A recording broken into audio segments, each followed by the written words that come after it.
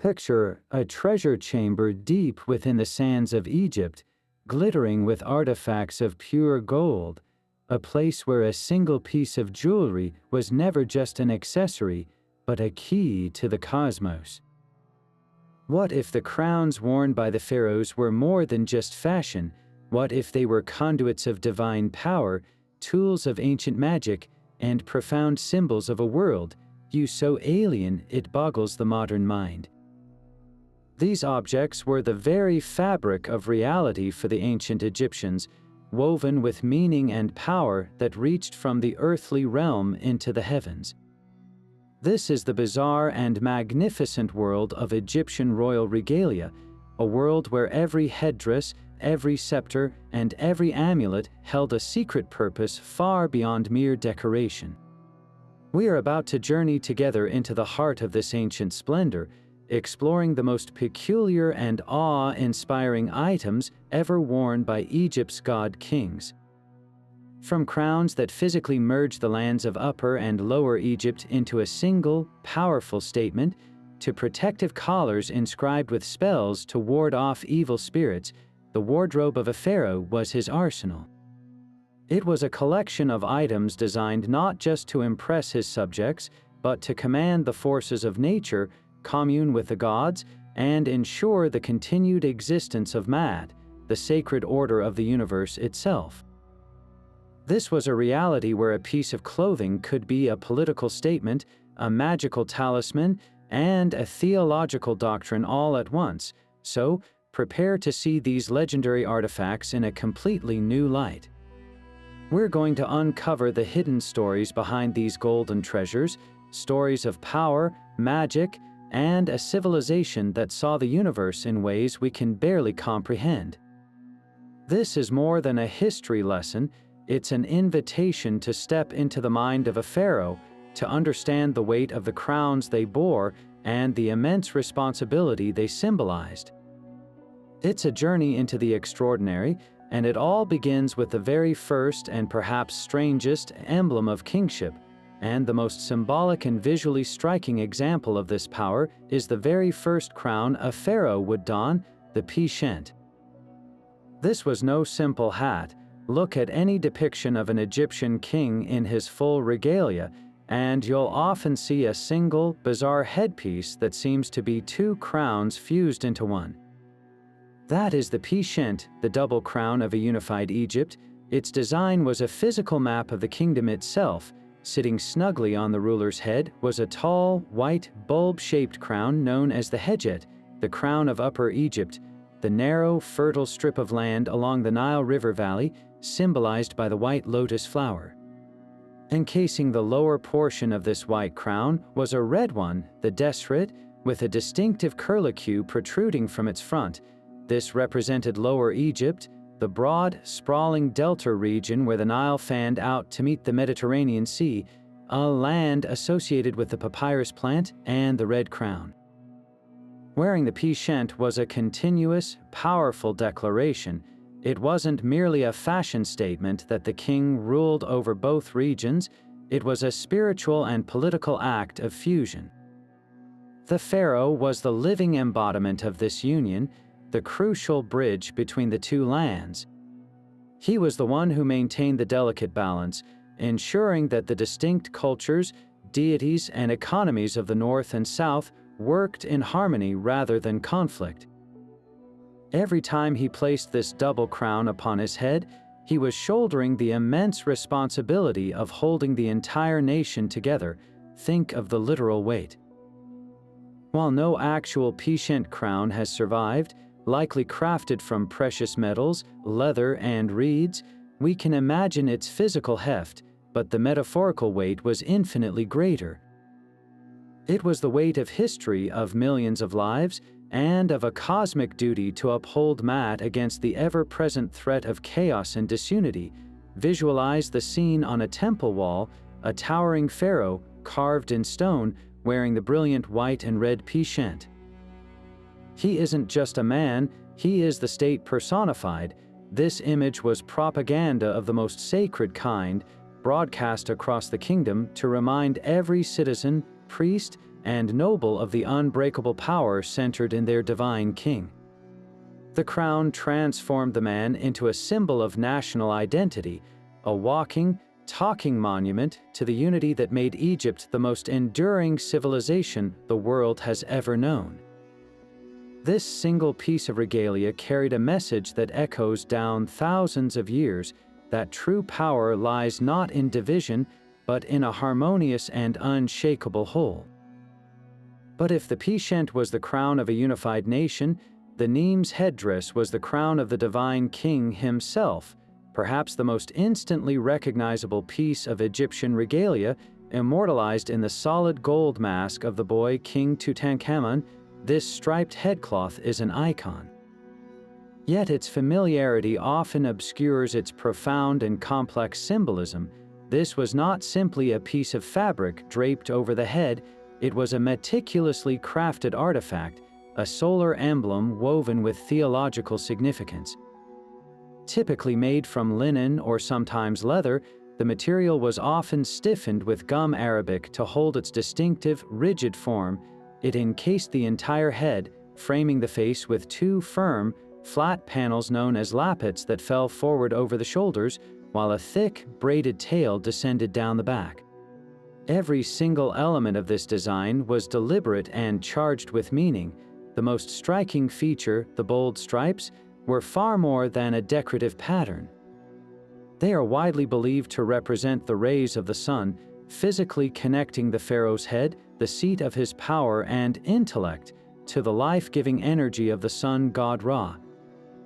Wearing the Nemes was a constant visual declaration that the king was the son of Ra, the earthly representative of the solar deity. This connection was made terrifyingly explicit by the ever-present Uraeus cobra, forever poised to strike from the center of the brow. This was not just a piece of jewelry, it was the fiery eye of Ra, a protective goddess in her own right, whose primary duty was to spit venom and incinerate the enemies of the king and the cosmic order. This brings us to a fascinating puzzle that has intrigued Egyptologists for generations. Was the Nemes a practical piece of armor for the battlefield, or was it a purely ceremonial object, a vessel for divine magic? On one hand, its snug, enveloping fit and sturdy construction could have offered some protection in combat, keeping hair and sweat from the king's eyes while presenting a fearsome, unified image of royal power to his foes.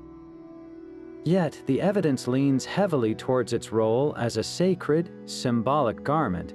The use of gold and precious stones in many depictions, the delicate lappets that could easily be damaged in a melee, and its overwhelming association with statues of gods and scenes of ritual worship all suggest its primary function was spiritual. It transformed the mortal ruler into a living god during ceremonies, a conduit for divine authority. The magic was in the transformation itself.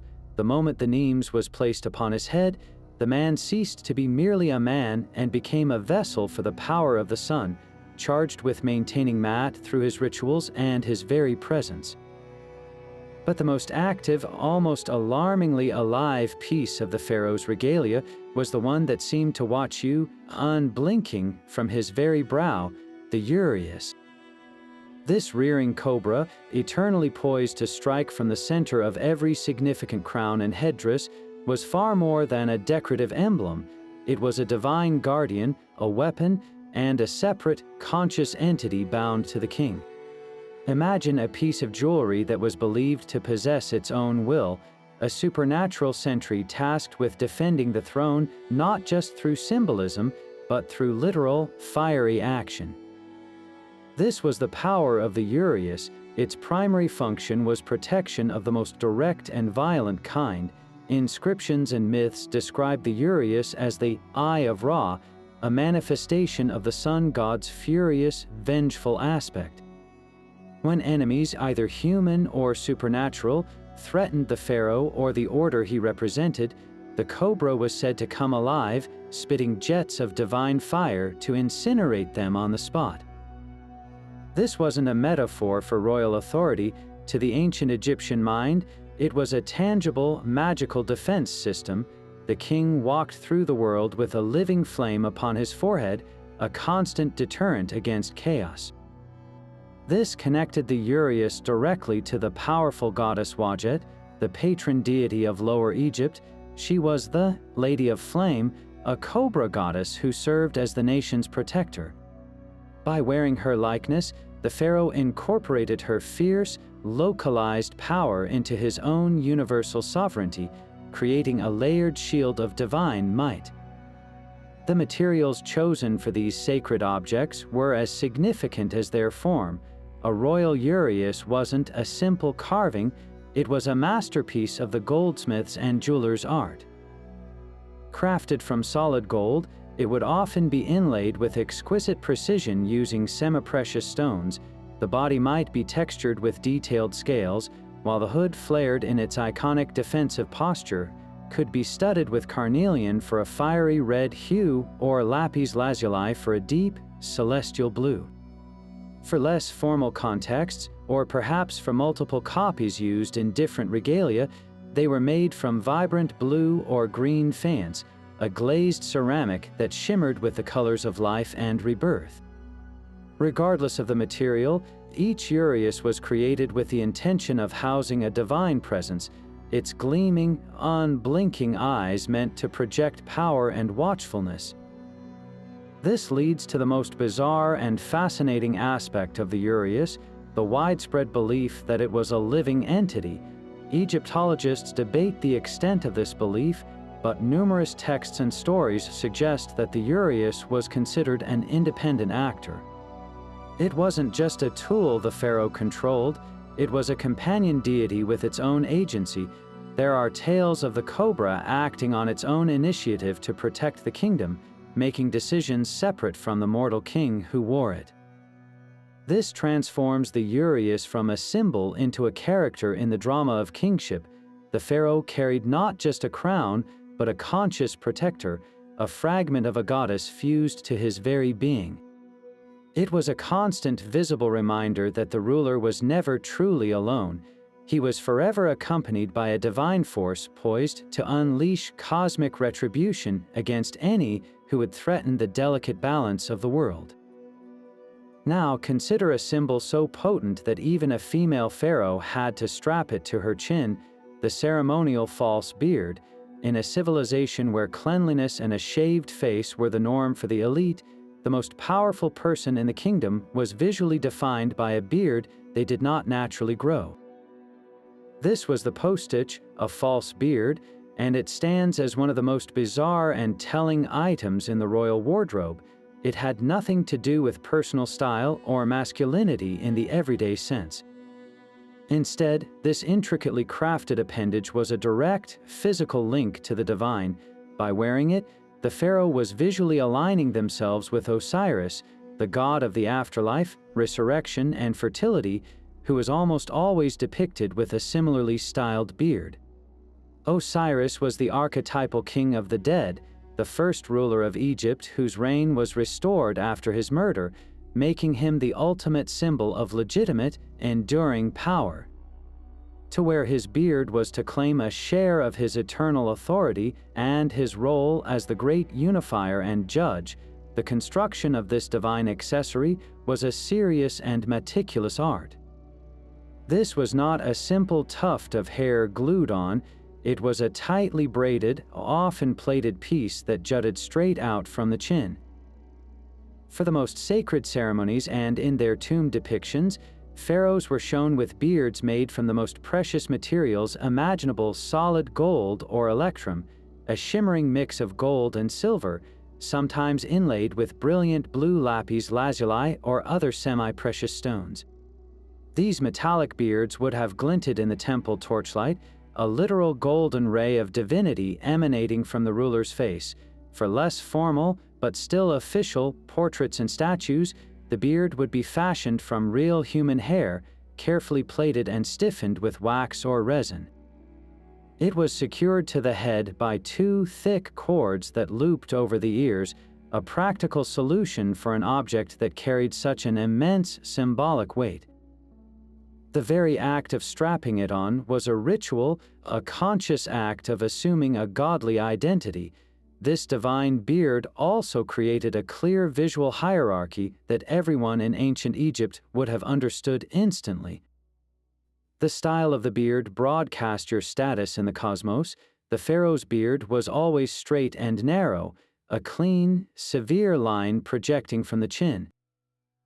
This was the beard of the gods. In contrast, commoners and foreign peoples, when depicted in Egyptian art, were often shown with short, curly, or scruffy beards. More tellingly, other Egyptian deities themselves could be identified by their beards. While the supreme gods like Osiris shared the pharaoh's straight beard, lesser deities or foreign gods were sometimes shown with a curved beard, a stylistic distinction that immediately marked them as other in the Egyptian divine pecking order. The straight royal beard was therefore a unique and exclusive badge, a piece of theological code that said, "This being is of the same order as the great state gods." Perhaps the most powerful and psychologically complex use of the false beard came from the reign of a woman, Pharaoh Hatshepsut. As a female ruler in a role overwhelmingly defined by male imagery and theology, Hatshepsut faced a unique challenge to her legitimacy. Her solution was a masterclass in royal propaganda, and the false beard was a central part of it. In countless statues and reliefs commissioned during her long and prosperous reign, Hatshepsut is depicted not as a woman, but as a male king, complete with the broad, bare chest, the traditional kilt, and the unmistakable straight, false beard. She is shown making offerings to the gods and performing other kingly rites, her chin adorned with the same divine symbol worn by Thutmose III, her male predecessor and successor. This was a deliberate and calculated act.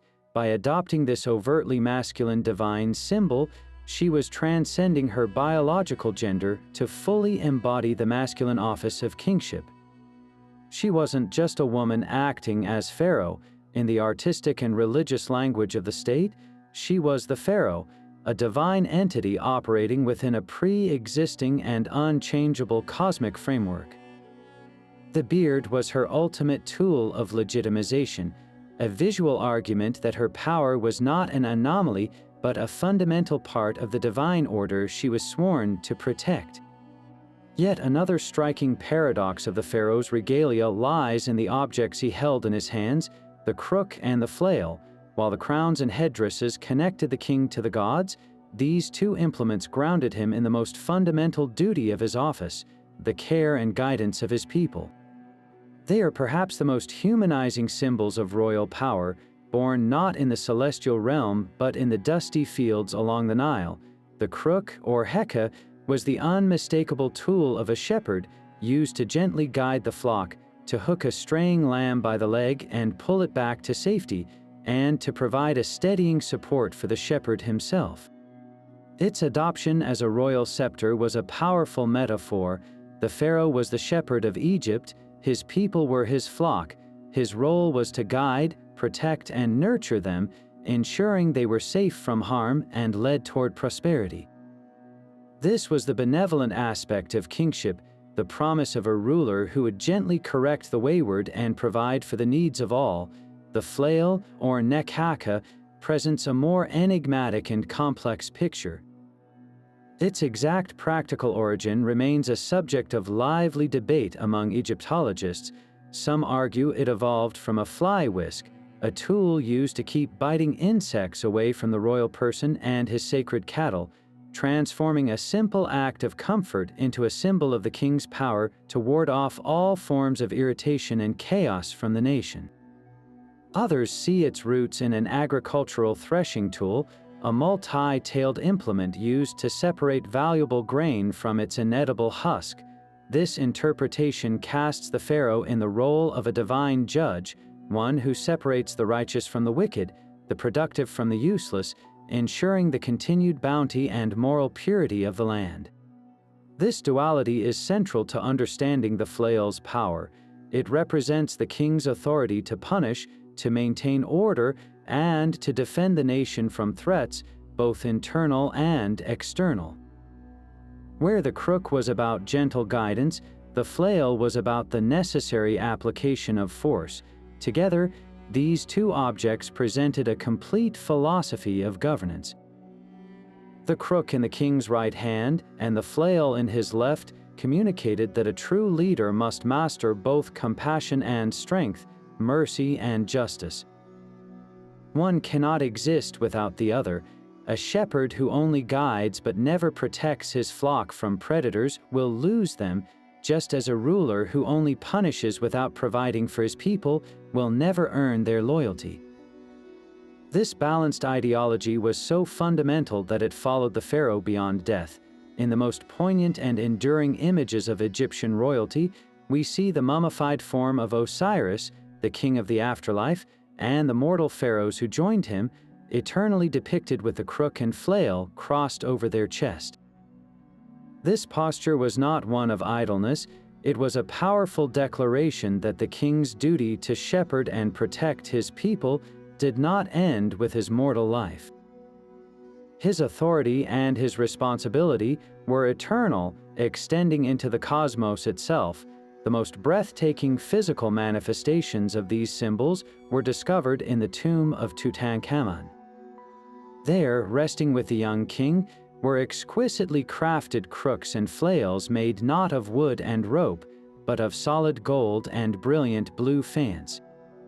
The crook's elegant curve and the flail's intricately braided cords were rendered in a material that would never tarnish or decay, a permanent, incorruptible version of the humble tools they represented. This was the ultimate transformation, the shepherd's implement, translated into the language of the gods. These golden objects were not merely symbols to be understood, they were magical instruments, charged with the power to ensure that in the afterlife, the king would still wield the authority of a shepherd, guiding his people and maintaining Ma'at for all eternity. They remind us that for the Egyptians, the pharaoh's role was a sacred contract, a burden of care and power that began with his coronation and truly never ended. Moving downward from the imposing crowns and divine beards, we come to a garment that seems almost humble by comparison, the Shendyt kilt. At first glance, it appears to be a simple linen wrap, the ancient Egyptian equivalent of basic clothing. But on a pharaoh, nothing was ever simple. The royal Shendyt was a masterpiece of symbolic design and political messaging, a deceptively complex piece of regalia that balanced practical function with profound cosmological meaning. This was not just a loincloth, it was a canvas upon which the power and duties of the king were literally woven. The most distinctive and peculiar feature of the royal Shendyt was its triangular front piece. Unlike the flat, smooth kilts worn by commoners, the pharaoh's kilt often featured a stiffened, projecting panel that jutted forward from the waist. This was no accident of tailoring. Art historians and Egyptologists have long debated its purpose, with many believing it held a powerful symbolic meaning connected to fertility and virility. In a civilization where the king was the guarantor of the Nile's annual flood and the nation's agricultural bounty, this prominent, forward-thrusting element could very well have represented his role as the source of the land's generative power and the perpetuator of the royal lineage. It was a physical assertion of potency, a constant, subtle reminder that the king's own vitality was directly linked to the fertility of the entire kingdom. The material and decoration of this kilt further elevated it from mere clothing to a sacred object, crafted from the finest, whitest linen, a fabric so prized it was sometimes used as currency. The royal Shendyt was often intricately pleated. These delicate, razor-sharp pleats were a testament to incredible textile skill, catching the light and creating a sense of movement and energy even when the king stood still. More importantly, this linen canvas was frequently adorned with elaborate embroidery, beadwork, or even thin sheets of precious metal. Imagine a kilt glittering with gold thread, embroidered with hieroglyphs spelling out the king's throne name and epithets, or depicting vivid, tiny scenes of the pharaoh in his most crucial role, the smiter of Egypt's enemies. A common motif showed the king, often identified as such by his specific crowns, grasping a group of foreign captives by the hair with one hand while raising a massive, ceremonial mace in the other, poised to crush their skulls. This violent imagery, worn at the king's very core, was a powerful magic. It was a permanent, wearable assertion of his strength and his divine mandate to crush the forces of chaos, or Isfet, that constantly threatened Egypt's borders. He wasn't just performing this duty in battle, he was carrying the evidence of it with him at all times. This combination of rigid symbolism and flexible design highlights the brilliant duality of the Shendyt. The stiffened front panel conveyed an unwavering, formal power, while the rest of the garment was designed for remarkable freedom of movement. Wrapped securely around the hips and tied with a simple knot, the kilt allowed the pharaoh to stride confidently in processions, kneel in prayer before the gods, and even engage in the vigorous, ritualized combat that was part of certain ceremonies, like the Sed festival, which renewed his strength after decades of rule. It was a garment fit for both the temple and the symbolic battlefield, enabling the king to perform the physical acts of kingship without constraint. This practical elegance stands in stark contrast to the more restrictive, heavy regalia of many other monarchies throughout history. Of course, in the highly stratified society of ancient Egypt, even a basic item of clothing like a kilt served to reinforce the social order. The Shendyt worn by a noble or a high-ranking official was a clear step down from the royal version. A noble's kilt might be made of good quality linen and perhaps feature a simple fringe, but it would lack the elaborate pleating, the stiffened triangular panel, and, most importantly, the intricate narrative decoration. They could not wear the smiting scenes or the divine symbols that were the exclusive right of the pharaoh. The common laborer, meanwhile, wore a simpler, shorter version, often just a plain strip of coarse linen, designed purely for function and modesty in the sweltering heat. This hierarchy in clothing was instantly visible to everyone. You could tell a person's place in the universe from a single glance at their waist, a daily, visual reinforcement that the pharaoh was set apart, his very body a sacred instrument of the state and the gods. Yet for all its striking visibility, the Shendyt kilt was just one layer in a full body system of protection. If we shift our gaze upward from the king's waist to his neck and arms, we enter a realm where jewelry was not about opulence, but about pure, concentrated power.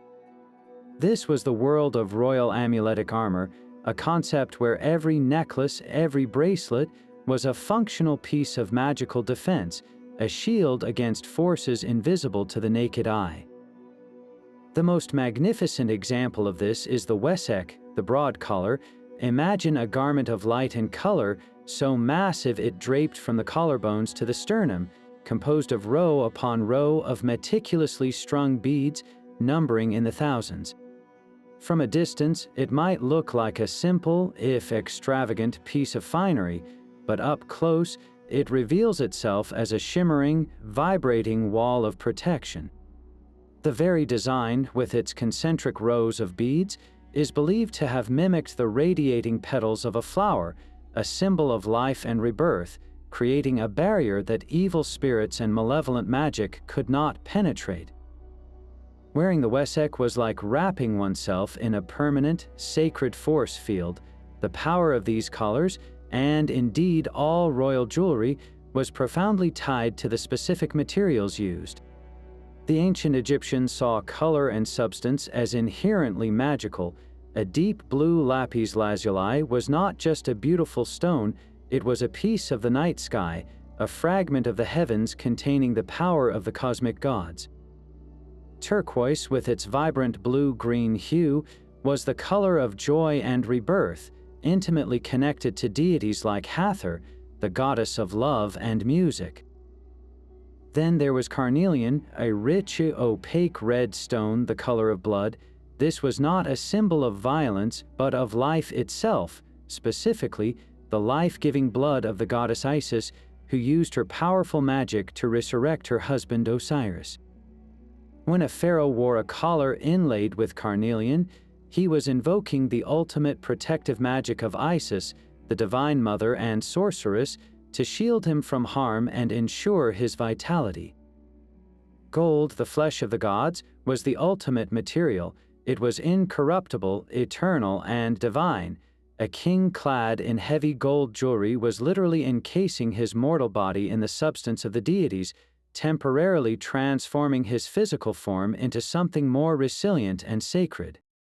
This protective function reached its most complex form in the pectoral, a large, ornate pendant that hung squarely in the center of the chest, right over the heart.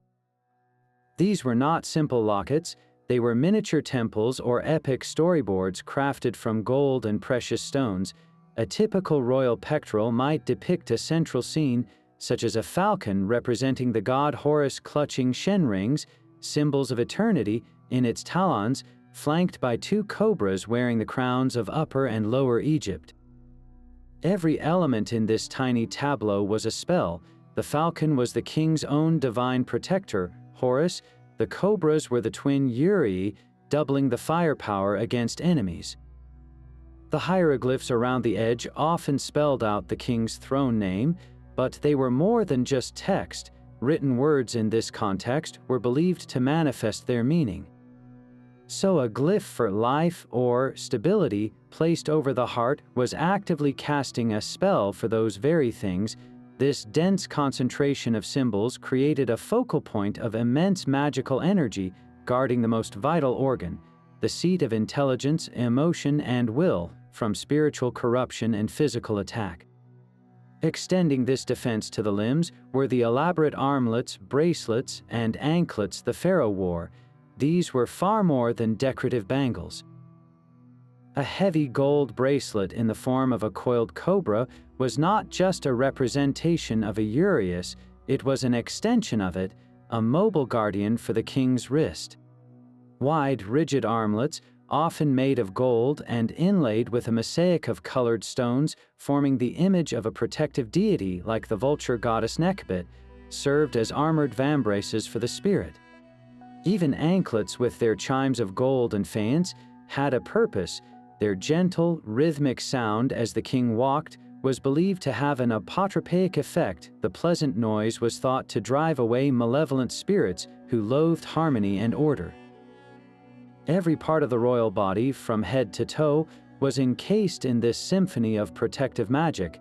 Now, consider the sheer physical experience of wearing this armor.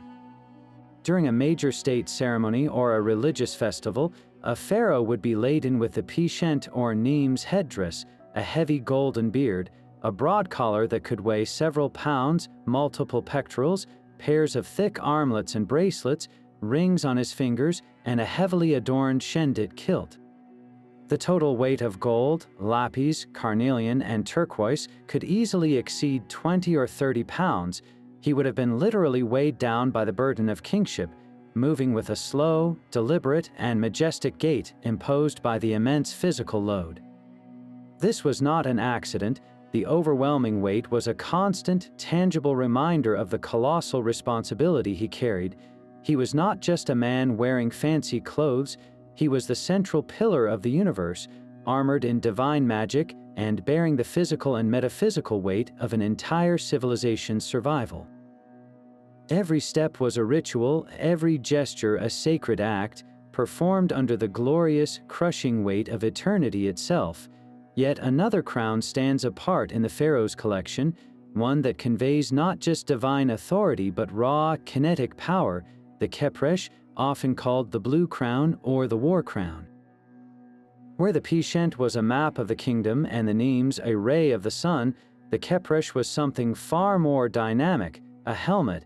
Its most striking feature was its deep, vibrant blue color, a hue often achieved by covering a leather or cloth base with countless tiny beads of Egyptian blue frit, a brilliant synthetic pigment invented by the culture.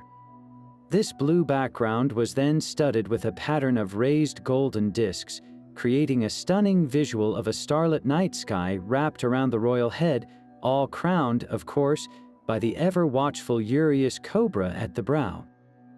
The overall shape was bulbous and close-fitting, with a flared, stiffened rear that swept down to protect the nape of the neck, a design that certainly evokes the image of a protective military helmet. For a long time, Egyptologists labeled the Khepresh straightforwardly as the war crown, and it's easy to see why.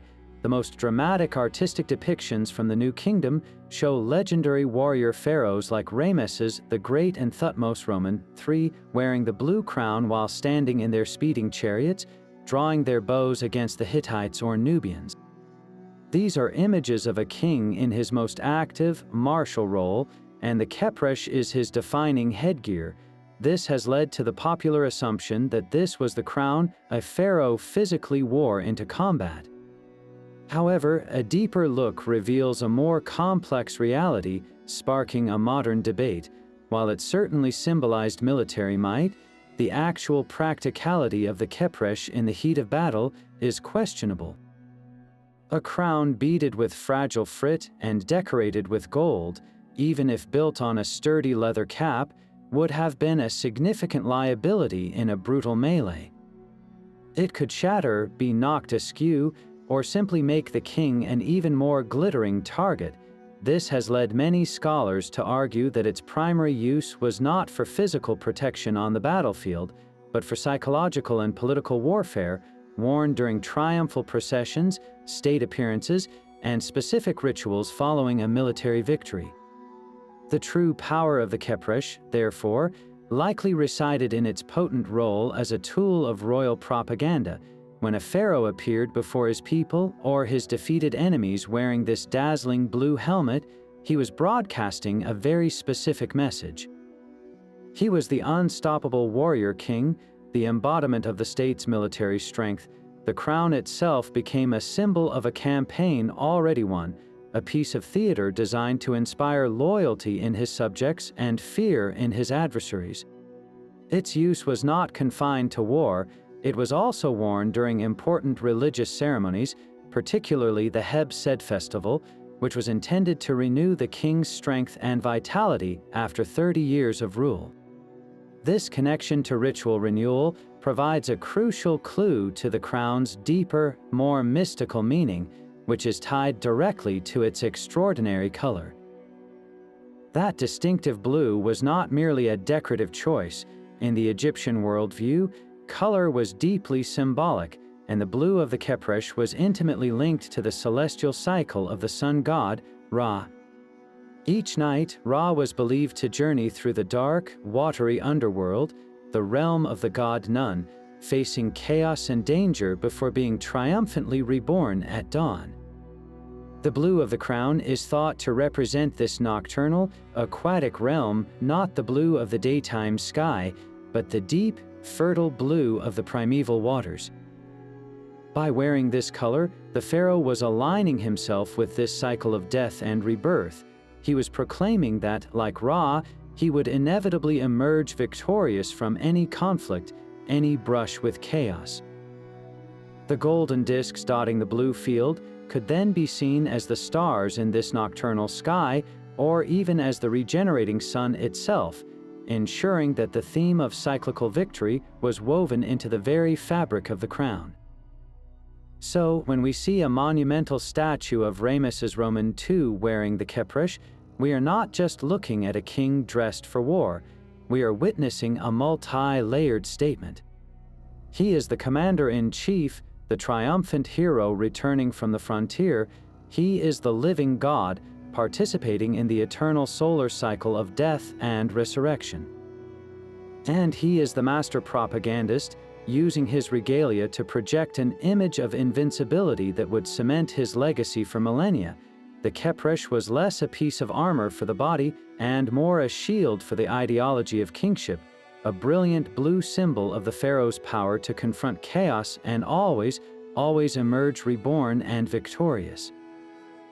While the Khepresh symbolized the pharaoh's triumphant power in this world, another crown connected him directly to the next. Enter the Eighth crown, one of the most theologically complex and visually stunning pieces of royal regalia, a headdress that belonged not to the living king, but to the resurrected god of the dead, Osiris.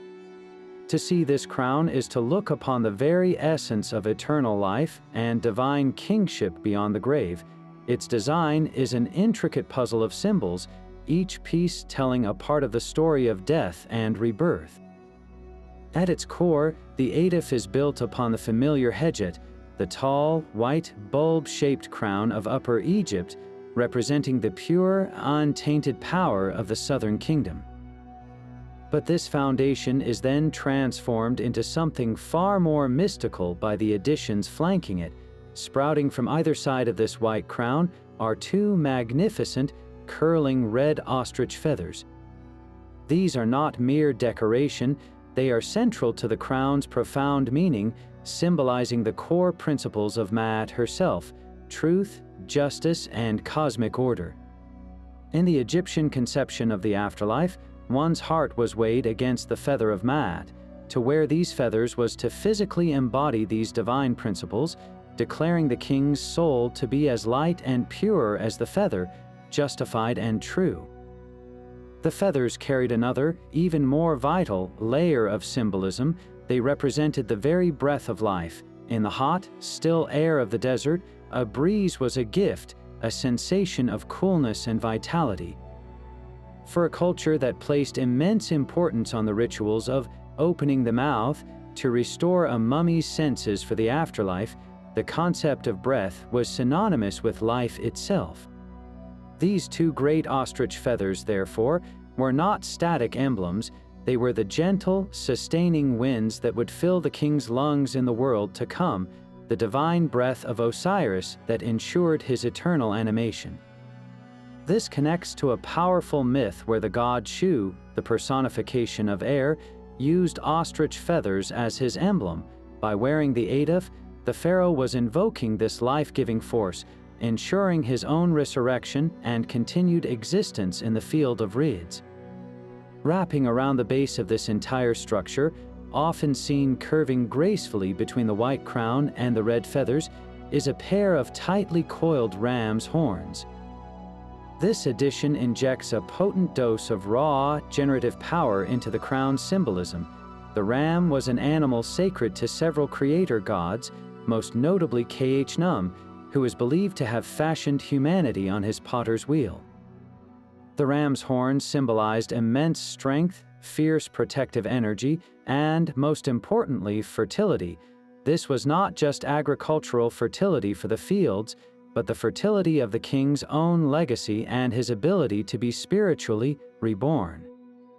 In the context of Osiris, who is the god of both the afterlife and the annual regenerative flooding of the Nile, the horns completed a powerful trinity of meaning with the crown and feathers, the white crown for royal authority, the feathers for the breath of eternal life, and the horns for the power of continual rebirth.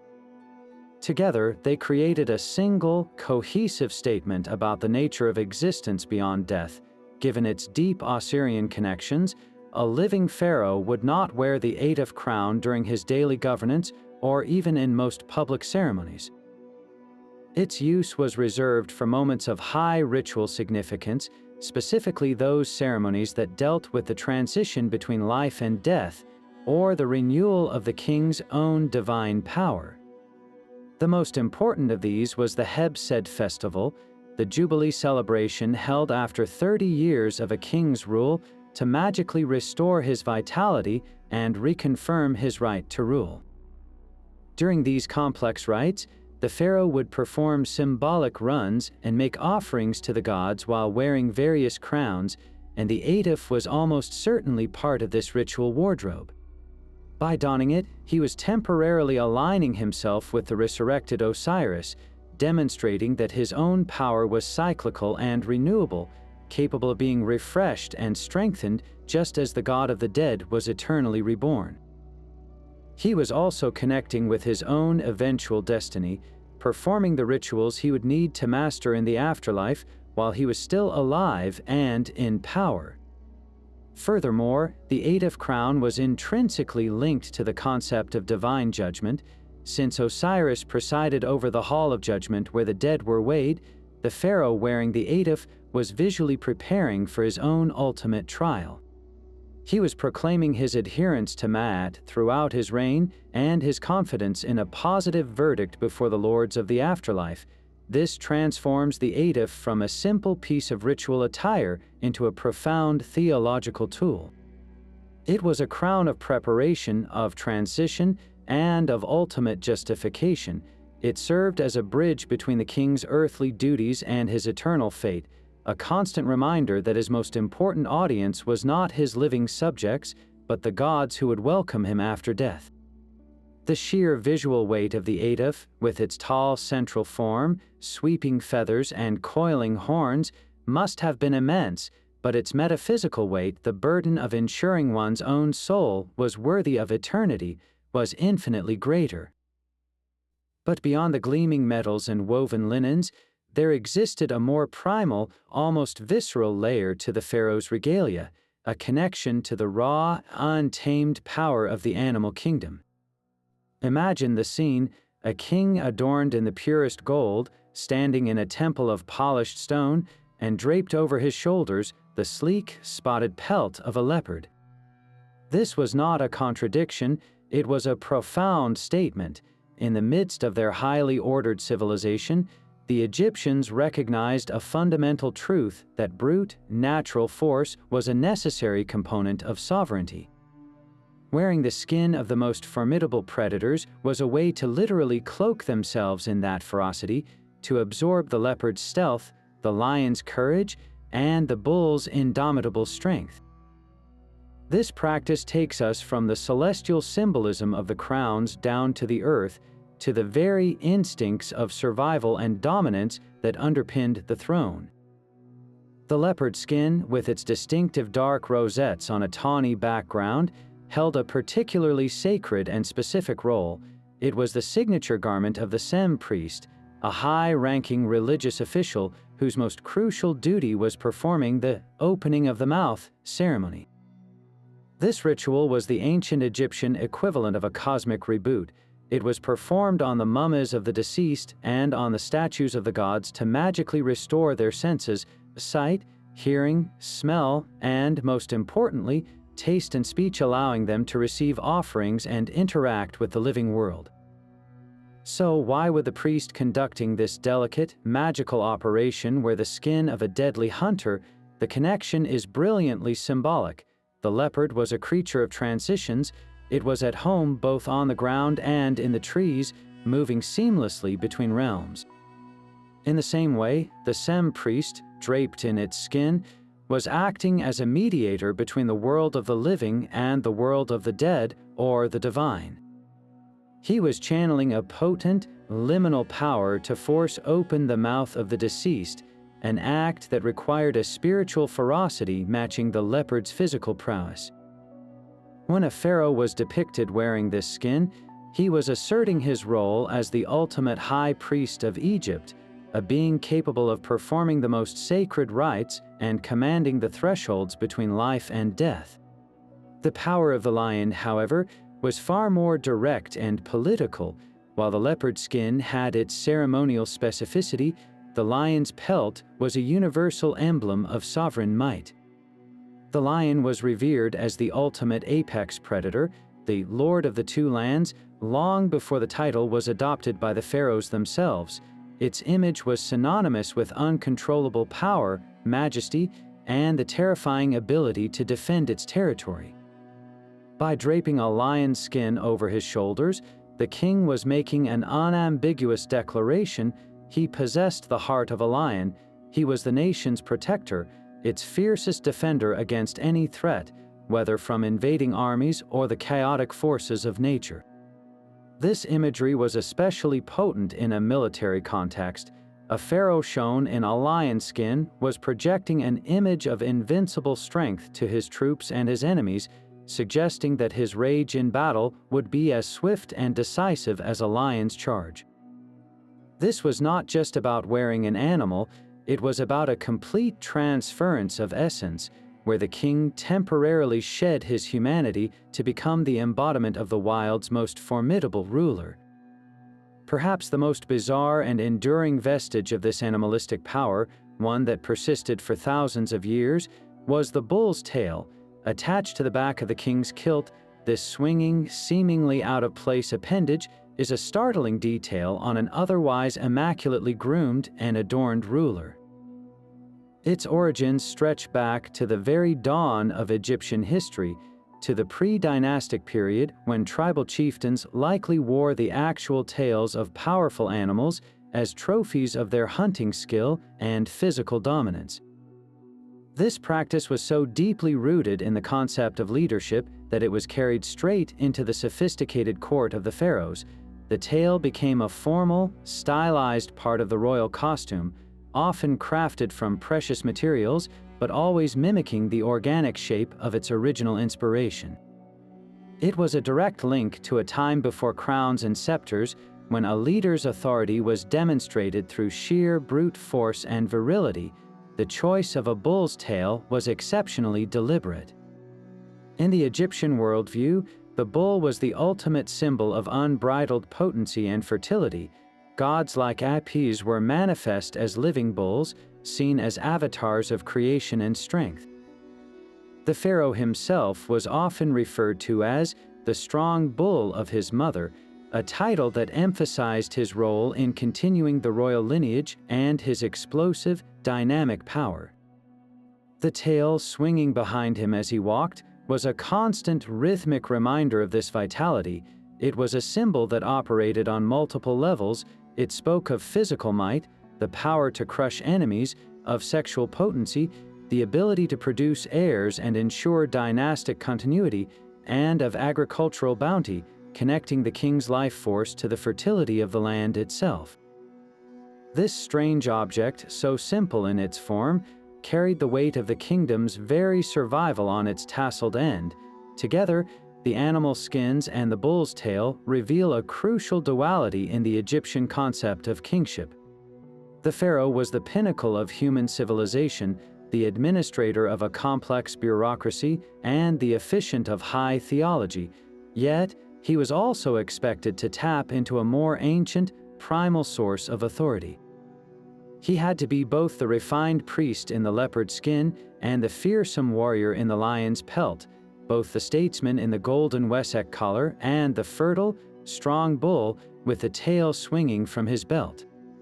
This was not seen as a contradiction, but as a necessary synthesis. To rule effectively, the king needed access to every form of power available: the intellectual, the spiritual, and the purely physical. His regalia ensured that these forces were always with him, woven into his very garments, a permanent reminder that the order of Mat was maintained not only by prayer and law, but also by tooth and claw. So far, we've seen how the pharaoh's clothing and crowns transformed his body into a sacred map and a divine conduit, but his authority also extended literally into his grasp through the powerful staffs and scepters he carried. These were not mere ceremonial props to be held idly. They were functional extensions of his will, each one a specialized tool for a different aspect of his cosmic duty. The most formidable of these was the scepter. Picture a long, straight staff terminating at the bottom in a distinctive forked base, as if it were designed to stab into the desert sand and stand firm on its own. At the top, a stylized animal head, most often that of a fearsome canine, likely a jackal or a desert fox, snarled silently towards the heavens. This was not a gentle walking stick. Its entire design screamed stability and control. The forked base was a symbol of rooting power into the earth, anchoring the king's authority in the very soil of Egypt. But the power it commanded was specifically over the untamed, chaotic lands beyond the Nile's fertile banks, the vast, dangerous desert, the realm of Set, the god of chaos, storms, and foreign lands. By gripping the scepter, the pharaoh was proclaiming his dominion over this wildness. He was the one who kept the encroaching sands and the foreign invaders they might contain at bay, ensuring that the ordered, life-giving black land of Egypt prevailed against the chaotic, red desert. It was a symbol of his power to impose boundaries and defend the nation from the disarray that constantly threatened its borders, yet the king's authority wasn't only about external defense, it also encompassed the internal, judicial governance of his people. For this, he wielded a different kind of staff, one that spoke of wisdom, experience, and the weight of judgment. This was the simple, long staff, often shown being clutched by the pharaoh in seated statues, its unadorned length a stark contrast to the ornate was. In the ancient world, a staff was the universal badge of the elder, the shepherd, and the traveler. It denoted a person of experience, one who had journeyed far and learned the lessons of the road. For the pharaoh, this transformed into a symbol of his role as the wise judge and the seasoned guide of his people. When he held this staff, he was not the warrior king but the patriarch, the ultimate elder whose long life and deep connection to the gods granted him the wisdom to settle disputes and administer justice. This imagery connects powerfully to the shepherd metaphor of the crook, where the crook was for gently guiding the flock. This long staff represented the steady, experienced hand that led them on the correct path, ensuring that Maat was upheld in the courtrooms and marketplaces as well as in the temples. Completing this toolkit of command was the Abba scepter, an object that seems to blur the lines between the crook, the flail, and a weapon. Its exact form is sometimes difficult to pin down in art, but it often appears as a short, straight rod from which dangled a series of flexible straps or cords, sometimes tipped with small, bead-like weights. In many ways, it resembles a more rigid, formalized version of the flail, while the great flail, the nekaka, symbolized the king's power to thresh his enemies. The Abba scepter likely had a more specific ritual function. Some Egyptologists interpret it as a throwback to an ancient herdsman's tool, perhaps used to goad cattle. In the royal context, this evolved into a symbol of the king's absolute right to command action, to drive forward the affairs of state, to urge his officials and his armies into motion. It was an instrument of executive power, a physical manifestation of the royal word that could not be ignored. The sound of its weighted cords snapping together would have been a sharp, attention-grabbing noise, an auditory signal of authority being exercised. It served as a reminder that the pharaoh was not a passive ruler but an active director, one whose commands set the entire machinery of the state into motion. Together, this collection of staffs formed a complete portfolio of power that the king could wield as the situation demanded. There was scepter for dominating chaos and defending the borders, the long staff for wise judgment and patriarchal guidance, and the Abba for active command and executive action. They show us that the pharaoh's authority was not a monolithic force, but a set of specialized capabilities. He was expected to be all things to his kingdom, its fierce protector, its wise judge, and its decisive commander. These scepters were the visible, tangible proofs of those roles. They were so integral to the concept of kingship that they followed the pharaoh into the afterlife.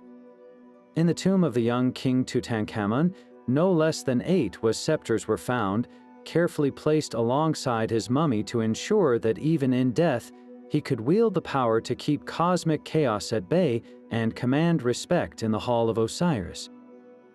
This tells us that for the ancient Egyptians, the authority of the pharaoh was not a temporary, earthly condition. It was an eternal office, and the tools of that office, the scepters of dominion, judgment, and command, were needed for all eternity. But if the Eighth crown represented a solemn and justified power in the afterlife, there is one piece of royal regalia so explosively energetic and visually overwhelming that it seems to defy simple description: the Hemhem crown. Calling it a crown almost feels insufficient. It is more like a 3-tiered monument to divine fury and solar power worn on the head. Imagine taking the already complex Eighth crown, with its tall white form, red ostrich feathers, and coiled ram's horns, and then multiplying it by 3. Now picture these 3 Eighth crowns, not sitting side by side, but stacked in a pyramidal formation, each one mounted upon a pair of dramatically curling ram's horns. Then, flanking this entire structure, add not one, but often two or more Uraeus cobras on each side, their hoods flared and bodies rearing, and as the final crowning touch, place a brilliant solar disk at the very apex, or sometimes multiple disks and other symbols like the ostrich plumes of Mat. The overall effect is one of controlled chaos, a bursting forth of raw, untamed cosmic energy. The name itself gives us a profound clue to its purpose. Hemhem translates from the ancient Egyptian as to shout, to cry out, or to roar.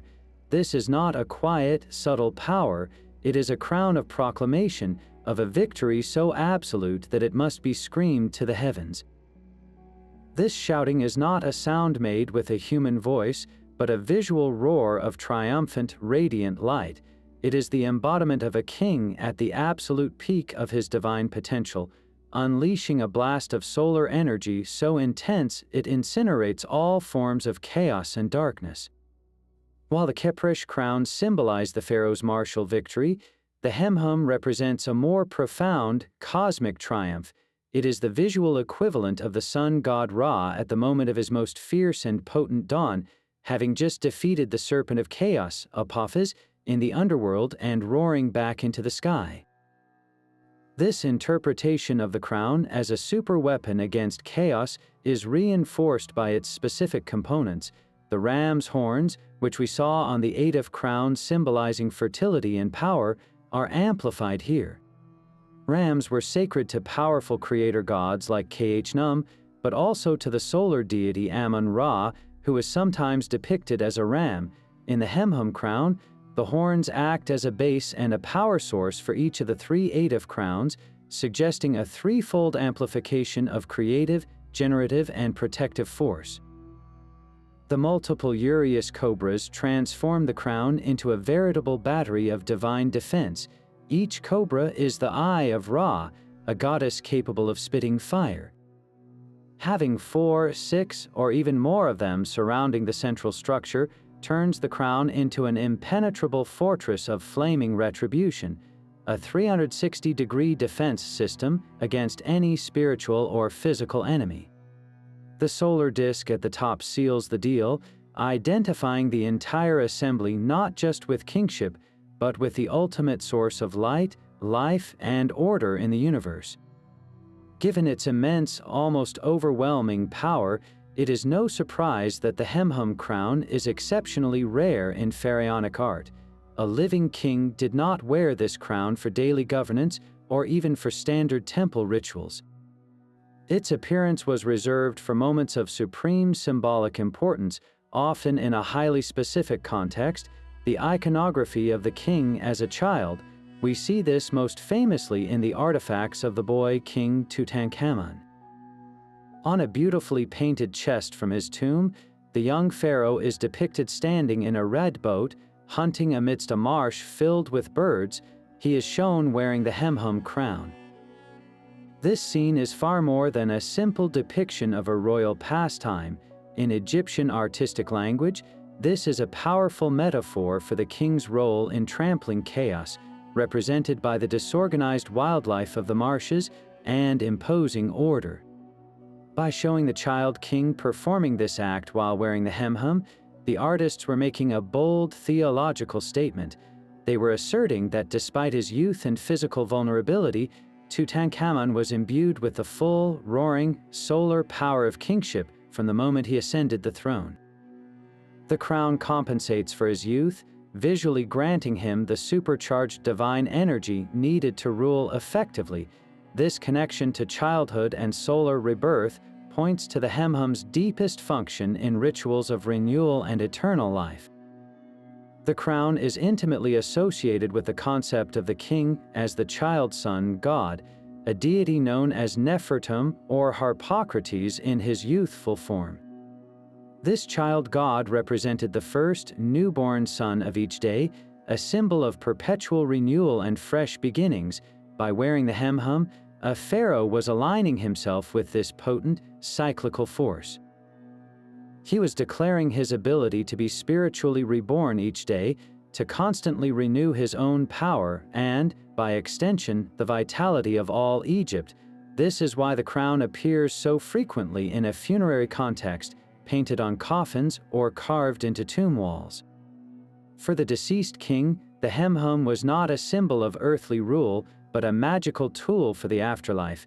It was a spell in physical form, designed to harness the roaring, triumphant energy of the rising sun to propel his soul through the dangers of the underworld and ensure his successful rebirth alongside Ra. It was the ultimate insurance policy for eternity, a three-tiered engine of solar resurrection permanently activated on his behalf. Even a pharaoh's journey, from his throne to the inner sanctum of a temple, began with what was on his feet. In a land of scorching sands and rugged stone, sandals were a fundamental necessity, but for the king, they were transformed into instruments of symbolic power and ritual obligation. The royal sandal was a masterpiece of the cobbler's art, crafted from the finest materials. Imagine sandals made from supple, costly leather, tanned and dyed to a deep richness, or woven from sturdy, golden papyrus reeds, the very plant that symbolized the fertile delta region of Lower Egypt. They were often lined with soft materials for comfort and secured by elegant straps that wound up the ankle, sometimes adorned with tiny golden beads or delicate inlay.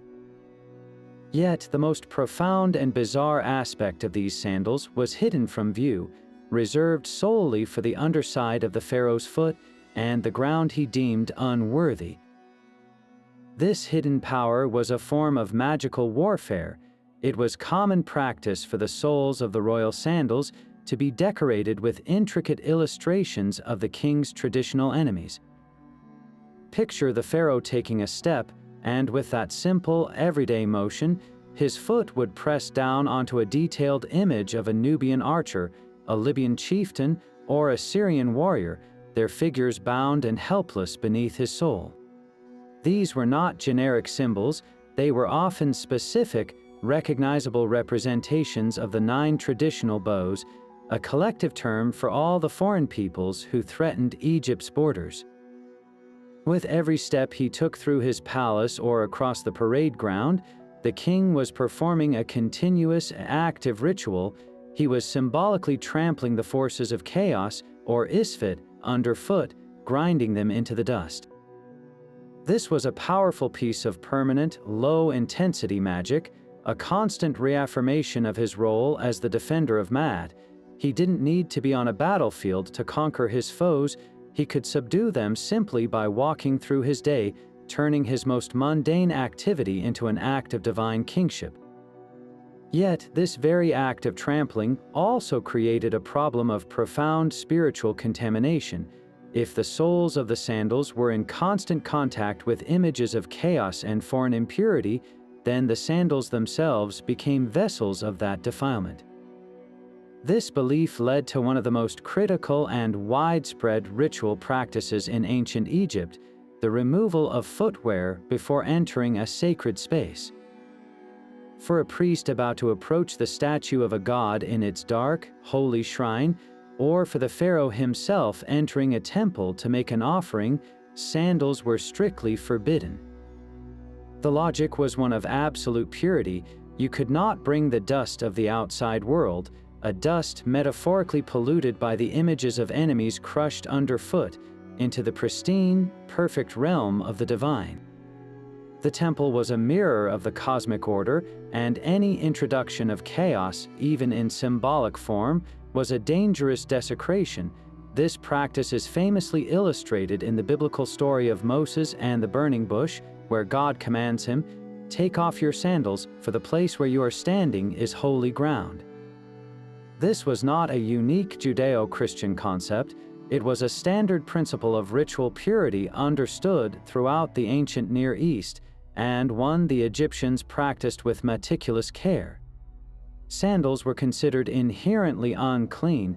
We have archaeological evidence from temple sites like the workers' village at Deir el-Medina, where small shelters were built at the entrance gates, functioning as shoe check stations where priests and visitors would leave their footwear before proceeding further into the sacred precincts.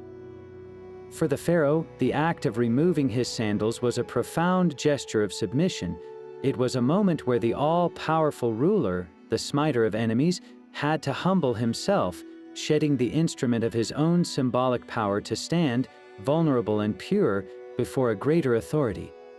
This brings us to one of the most curious and telling details in all of Egyptian royal art, the consistent depiction of the pharaoh barefoot in his most formal and sacred statuary. Look at any colossal seated statue of a king from an Egyptian temple, or a standing figure carved on a stela. With very rare exceptions, his feet are bare. This was a deliberate artistic convention, and it carries multiple layers of powerful meaning. On one level, it reinforces the idea of ritual purity we see with the removal of sandals. The statue of the king in a temple is showing him in a perpetual state of sacred readiness, forever untainted and fit to stand in the presence of the gods. He is frozen in a moment of perfect holiness, his bare feet a testament to his uncontaminated state. But on a deeper, more foundational level, the barefoot pharaoh represents a direct, physical, and spiritual connection to the very land he rules. His naked soles are planted firmly on the ground, often on a base that is carved with the unifying symbols of the Nile Valley, the papyrus and the lotus, or the 9 bows themselves, now firmly under his feet not by a sandal, but by his own divine body. He is not separated from the sacred soil of Egypt by any man-made material. He is one with it.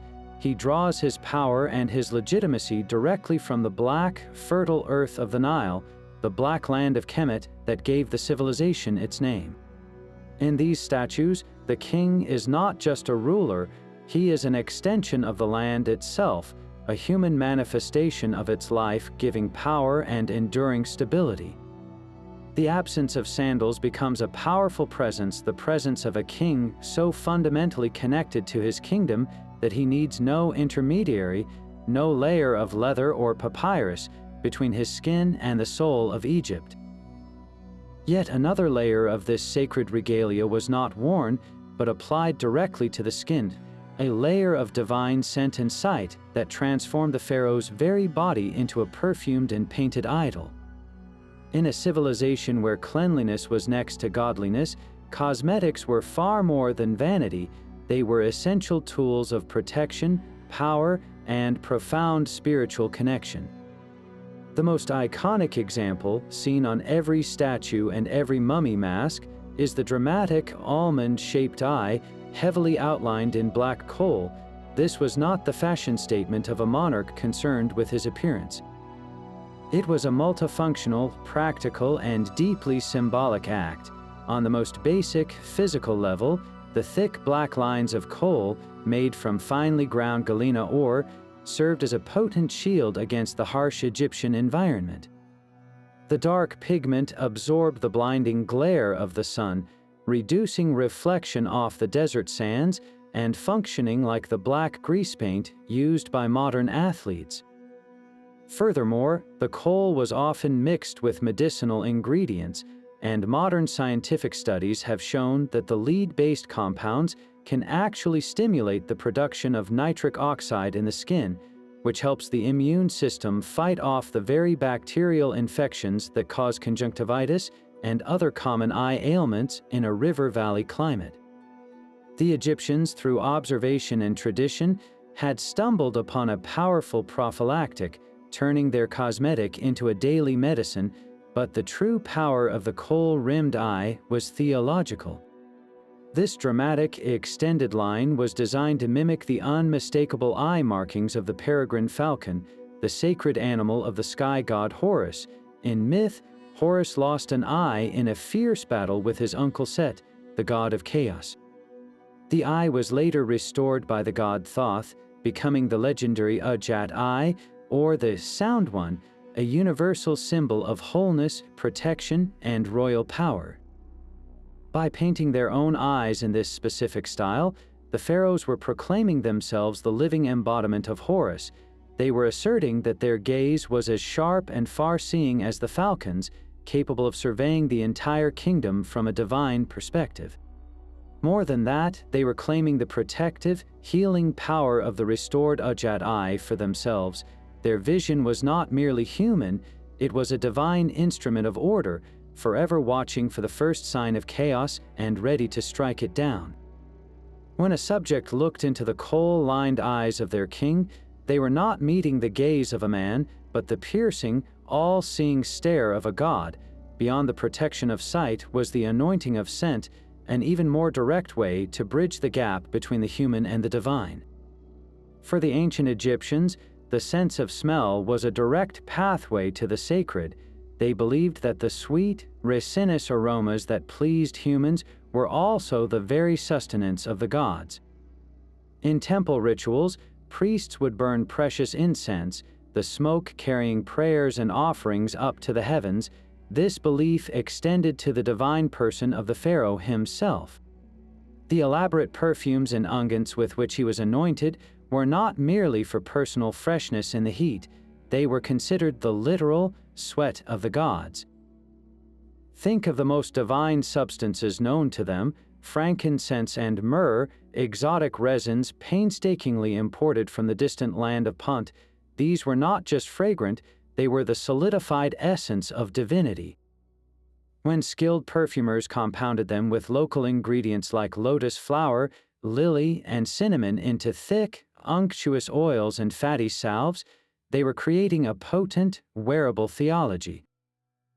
The ritual of anointing the king with these sacred oils was a transformative act. As the heavy, fragrant unguents melted into his skin under the hot sun, the pharaoh would have been enveloped in a powerful, aromatic cloud. To his subjects, who would have associated these specific, temple scents with the presence of the gods, the king became a walking, sensory manifestation of divinity. He did not just look like a god with his coal-painted eyes and golden regalia, he smelled like one. This olfactory signature announced his presence before he was even seen and lingered in a space long after he had departed. It was an invisible but undeniable aura of holiness.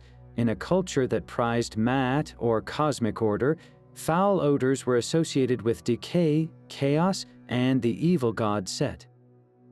By contrast, the pharaoh's divine perfume was the very scent of life, order, and celestial favor. This practice was so vital that vast quantities of these precious oils and perfumes were sealed in tombs for the king's use in the afterlife. The famous alabaster jars found in Tutankhamun's tomb still contained the residues of these sacred scents, a final, enduring anointing to ensure that even in death, the king would radiate the aroma of a god as he stood before Osiris in the Hall of Judgment. Now, let's consider a piece of regalia that was not worn on the body at all, but was carved, painted, and inscribed everywhere the king's influence reached: the royal cartage.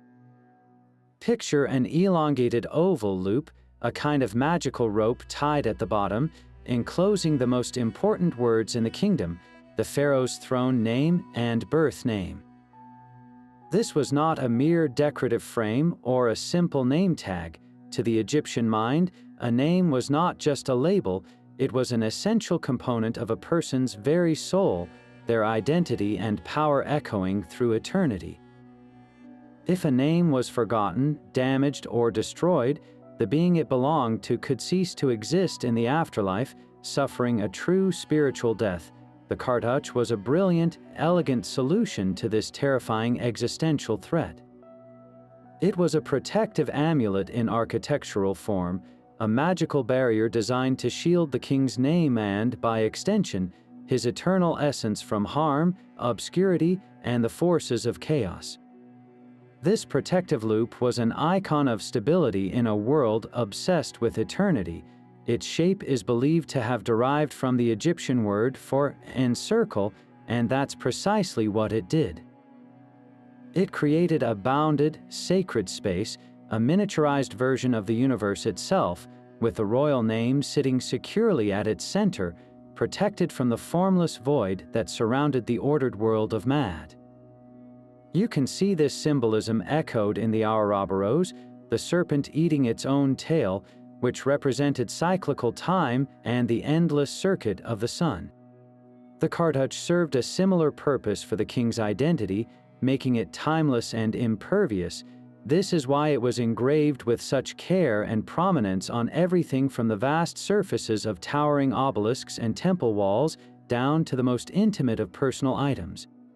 A king's cartouche might be carved deep into the stone of a cliff face in Nubia, announcing his power at the very edges of the empire, while an identical version, exquisitely rendered in hieroglyphs of gold and lapis lazuli, would adorn the bezel of a ring on his finger.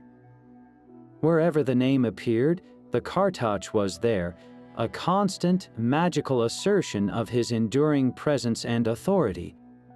This profound belief in the power of the name makes the opposite practice all the more chilling and reveals one of the most bizarre and psychologically intense aspects of ancient Egyptian culture, the deliberate destruction of a cartouche, known today by the Latin term damnatio memoriae, or condemnation of memory. This was not an act of simple posthumous criticism, it was a form of cosmic assassination.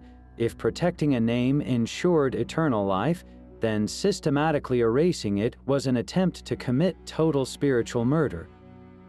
The most famous victim of this practice was the pharaoh Akhenaten, the so-called heretic king who abandoned the traditional pantheon of gods to worship a single deity, the Aten or sun disk. After his death, the religious establishment and his successors moved forcefully to restore the old order. Part of this process involved systematically hunting down his name and image across the land.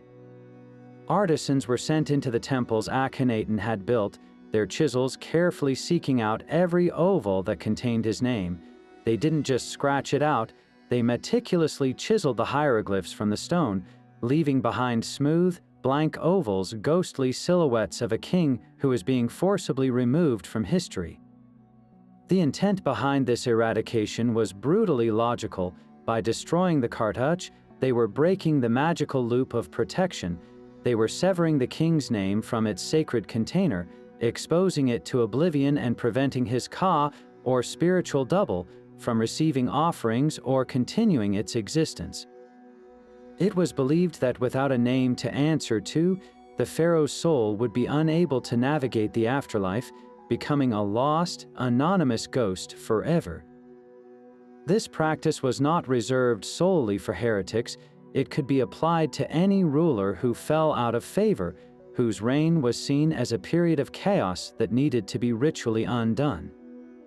We see evidence of this with other figures, like the female pharaoh Hatshepsut, whose magnificent obelisks and temple at Deir el-Bahri had her cartouches and images partially covered or recarved long after her death, an attempt to relegate her successful rule to a footnote in the official history dominated by her male co-regent and successor. The sheer effort involved in this condemnation reveals how deeply the fear of oblivion was woven into the Egyptian psyche. It was not enough to simply stop speaking a disgraced pharaoh's name. The physical record of his existence had to be annihilated. Yet, in a profound irony, this very act of eradication often preserved the memory of these rulers for modern archaeologists. The empty, meticulously carved ovals on a temple wall are just as telling as the intact ones. They scream a story of religious turmoil, political revenge, and a culture so convinced of the material power of symbols that they waged war on stone and plaster to secure their version of eternity. The cartouche, therefore, stands as a perfect paradox. It was both a shield for the soul and a target for the chisel, a testament to the ancient Egyptian belief that a name carved in stone was truly, literally, a matter of life and death. This delicate dance between masculine and feminine imagery brings us to one of the most fascinating figures in all of Egyptian history, the female pharaoh Hatshepsut. Her reign presents a masterclass in the use of regalia not just as divine right, but as a deliberate and powerful tool of political propaganda. To legitimize her rule in a system built entirely around the image of a male king, She couldn't simply wear the clothes of a queen, she had to perform the role of a king, and her statues and monuments are the stage upon which that performance was perfected. In her most formal and ubiquitous portraits, Hatshepsut adopts the full, canonical uniform of the male pharaoh with startling completeness. She is shown wearing the imposing Nemes headdress, its solar stripes framing a face that is often rendered with a firm, confident jawline. Her torso is bare and muscular, devoid of any feminine curves, and she wears the traditional Shendyt kilt with its stiffened triangular front, and most strikingly, protruding from her chin is the formal, braided false beard, the ultimate symbol of divine masculine authority. This was not an attempt to disguise her gender, but rather to transcend it. The message was unequivocal: the office of pharaoh was male, and to hold that office, she had to fully embody its established, God-given form. However, Hatshepsut's genius lay in her ability to layer this masculine performance with subtle but undeniable references to her female identity, creating a composite image of power that was entirely her own. Alongside these striding, male-presenting statues, she also commissioned depictions of herself in more traditional female roles. In reliefs from her magnificent mortuary temple at Deir el-Bahri, she is sometimes shown as a queen, wearing the elegant, close-fitting sheath dress and even the vulture headdress typically associated with royal women. More importantly, she did not abandon the titles she held before becoming sole king. She often used the title, God's wife of Ammon, a position of immense priestly power that was exclusively female. This was a brilliant political maneuver. By maintaining these feminine titles and images, she was not undermining her kingship, she was broadening her base of legitimacy. She appealed to the traditionalists who revered the roles of royal women, while simultaneously commanding the respect due to the office of king through her dominant masculine statuary. She became all things to all people, a priestess, a queen, and a king, thereby leaving no symbolic room for her opponents to challenge her right to rule. The materials and locations of her statues further reveal the calculated nature of this propaganda. The most famous of her male-presenting colossal statues were carved from incredibly hard, durable stone like red granite and quartzite, materials intended to last for eternity. They were placed in the most public and sacred spaces, lining the processional avenues of her temple, within the inner sanctuaries dedicated to Ammon, and at the strategic mining site of Serabat el-Khadim in the Sinai. In these contexts, where the message needed to be one of unwavering, timeless authority, the masculine king image was paramount. It was the visual argument for her legitimacy directed at the priesthood, the nobility, and the gods themselves. The more nuanced or feminine depictions, on the other hand, were often placed in less public or more narrative sections of her temple, telling the story of her divine birth and her right to rule without challenging the core, masculine aesthetic of kingship in its most formal expressions. This intricate balancing act makes the aftermath of her reign all the more telling. Decades after her death, a campaign was initiated, likely by her co-regent and successor Thutmose Roman III, to systematically deface her monuments and erase her cartouches. While this was once interpreted as a simple act of vengeful hatred, many Egyptologists now see it as a more political act of damnatio memoriae, an attempt to re-establish a clear, male-dominated line of succession by chiseling away the precedent of a powerful female king. The attackers focused with particular intensity on the most potent symbols of her usurped masculinity. The stone beards were brutally hacked off her statues, and the uraei were smashed from her brows. They were not just destroying her image, they were attempting to ritually dismantle the very tools she had used to construct her power, to strip her of the regalia that had made her kingship visually and theologically valid. Yet in their very violence, they confirmed the profound success of her strategy. Hatshepsut had understood, better than perhaps any ruler before or after, that in ancient Egypt, regalia was not just what you wore, it was who you were. And for 22 prosperous years, she used the beard, the kilt, and the crook and flail to convince an entire civilization that a woman could be the living embodiment of Horus, the strong bull, and the son of Ra. But beyond the eternal symbols of power and the animalistic force, there was a moment in a pharaoh's reign when the very continuity of his rule was put to a physical and spiritual test, a moment that required its own unique and ancient set of garments.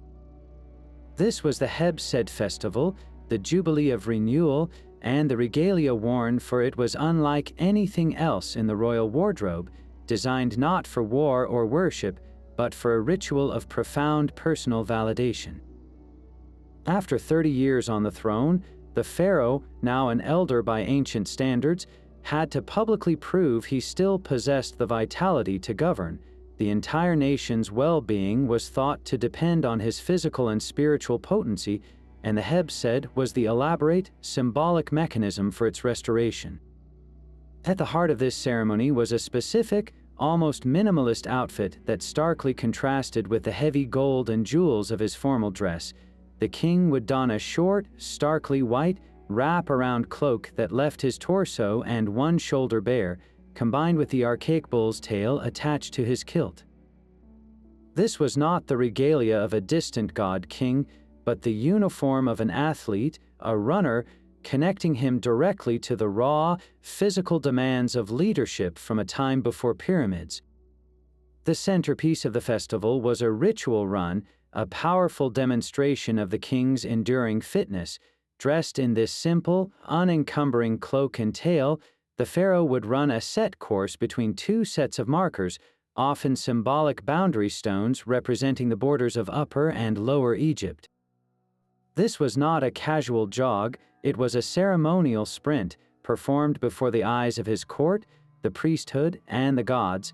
He was literally and symbolically crisscrossing his domain, reasserting his control over the two lands through the sheer force of his own physical exertion.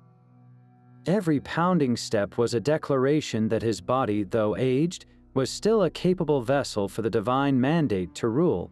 The bull's tail, swinging rhythmically behind him with each stride, amplified this message, its primal sway emphasizing the virility and animal strength that the nation required from its leader. To fail in this display, to show weakness or fatigue, would have been a catastrophic omen, suggesting the king's connection to the divine life force was broken and that chaos threatened to overwhelm the land. This specific regalia was a deliberate throwback, a powerful link to the earliest traditions of kingship from the dawn of Egyptian history. The short cloak and the bull's tail were archaic elements, artifacts from a time when a chieftain's authority was demonstrated through physical prowess and hunting skill rather than elaborate theology.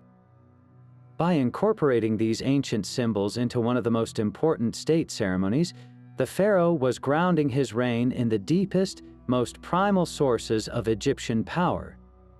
He was showing that despite the immense complexity of his empire, the fundamental requirement for leadership remained unchanged: the strength to protect and unify. The Khepresh was not about introducing newfangled ideas, it was about returning to the source, ritually reenacting the moment of a primordial king's ascension to recharge the current ruler's authority. The outfit itself was a time capsule, and by wearing it, the pharaoh was momentarily stepping out of his role as a sun god and into the sandals of the first ruler who ever ran this course. The stakes for this ritual could not have been higher. The festival was not a personal celebration for the king, but a national imperative. The ancient Egyptians believed in a direct, symbiotic relationship between the pharaoh's vitality and the fertility of the land. A weak, aged king meant a weak Egypt. The Nile might not flood properly, crops could fail, and foreign enemies would sense vulnerability. The Khepresh was a magical circuit breaker designed to prevent this decline. By successfully completing the rituals, the king's strength was symbolically and magically renewed. which in turn guaranteed the continued prosperity of the entire nation. The simple white cloak, therefore, was a garment of immense responsibility. Its purity reflected the untainted state required for the ritual, while its minimalism highlighted the raw, human effort at the ceremony's core. When the pharaoh crossed the finish line of his ritual run, breathless but victorious, he was not just a man who had passed a test. He was a monarch who had, through sheer will and ritual, reconfirmed the cosmic contract between himself, his people, and the gods, ensuring that the delicate balance of Maat would hold firm for another year, and the life-giving waters of the Nile would once again flood the fields. While the pharaoh's crowns projected solar power and national unity, a different, more nurturing form of divine guardianship was often embodied by the royal women, a protection symbolized by the graceful yet formidable vulture headdress. This stunning piece of regalia, often associated with queens and powerful goddesses, presented a starkly different kind of power from the roaring lion or the striking cobra. Imagine a headdress crafted from the purest gold, its surface a mosaic of shimmering lapis lazuli, turquoise, and carnelian, forming the image of a vulture with its wings fully outstretched, enveloping the wearer's entire head in a feathery embrace of precious metal and stone. The bird's body would sit directly on the crown of the head, while its head, rendered with exquisite detail, curved down to rest ominously upon the royal brow, its eyes perhaps made of obsidian, watching the world with an unnerving, inlaid gaze.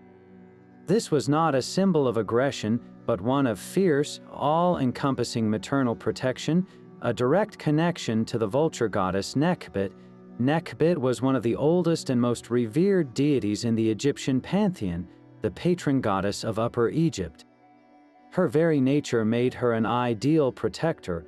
Vultures, to the modern mind, might seem like unsavory scavengers, but the ancient Egyptians observed them with a different perspective. They saw a creature that was an impeccable parent, fiercely protective of its young in the secluded cliffside nests. They also saw a master of the skies, a being that could soar to incredible heights, closer to the heavens than any human could ever reach. This ability to transcend the earthly realm made the vulture a perfect messenger and guardian, a creature that could survey the entire kingdom from a divine vantage point and swiftly descend to defend it. Nekhbit was known as the White One of Nekhin, her color symbolizing purity and the blinding, brilliant nature of her power. By wearing her likeness, a queen was claiming this elevated, watchful protection for herself, presenting herself as the human vessel for a goddess who had safeguarded the southern kingdom since time immemorial. The protective magic of this headdress was deeply rooted in the concept of motherhood. Nekhbit was seen as a divine mother to the pharaoh himself and, by extension, to the entire nation.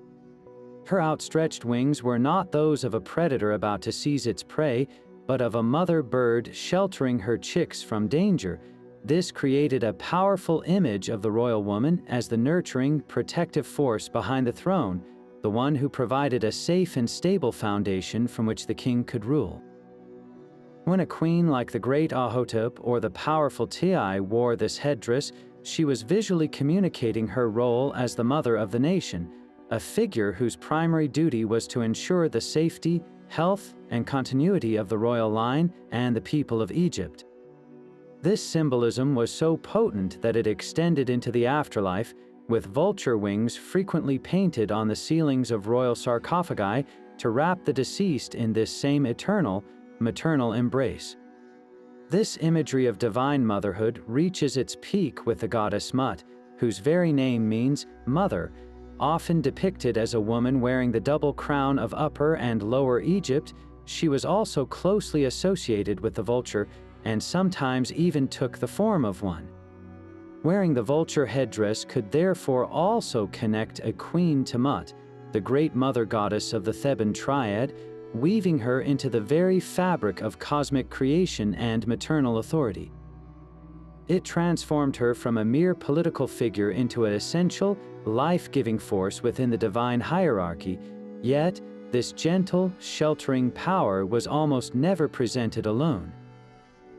The vulture's protective embrace was most often paired with the deadly, active defense of the Uraeus cobra.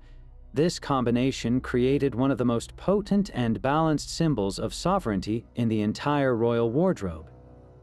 While the vulture goddess Nekhbit was the protector of Upper Egypt, the cobra represented Wadjet, the patron goddess of Lower Egypt. Together, they were the two ladies, the Nebti, whose presence in the king's and queen's titulary signified his or her dominion over the unified two lands. Placing them both on the royal head was a microcosm of the national unification represented by the Pschent crown, but with a distinctly gendered and functional difference. The synergy between these two protectors was a masterpiece of symbolic balance. The vulture, soaring high above, represented a strategic, overarching, and preventative form of protection. It was the watchful eye from the sky, the long-range guardian that could see threats approaching from afar. The cobra, in contrast, was the tactical, immediate, and devastating response.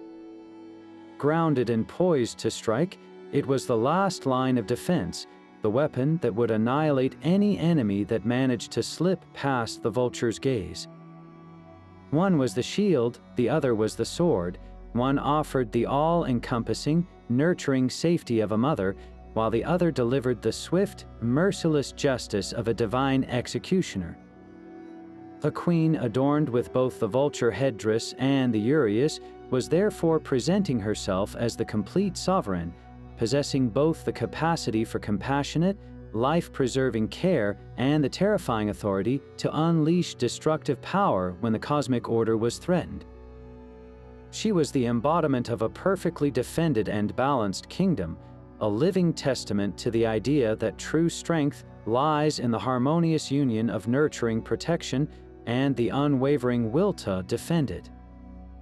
If the regalia we have explored so far gives us the theory, then the undisturbed tomb of the boy King Tutankhamun provides the breathtaking, tangible practice. Stepping into his burial chamber in the Valley of the Kings was like walking into a pharaoh's sacred wardrobe, frozen in time for over 3,000 years. The sheer volume was staggering. More than 5,000 objects were meticulously arranged within just 4 small rooms. This was not merely a collection of grave goods, it was a carefully packed survival kit for immortality, a divine toolkit designed to equip the young king with the full authority and protection of his office for all eternity.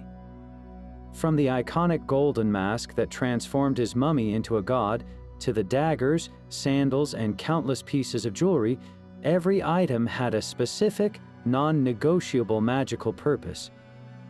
For a king who died unexpectedly in his late teens, much of this regalia was likely brand new, crafted specifically for this final journey, and some of it, the massive ceremonial crooks and flails, the heavy stately crowns, were items he may have been too young to have worn with any frequency in life.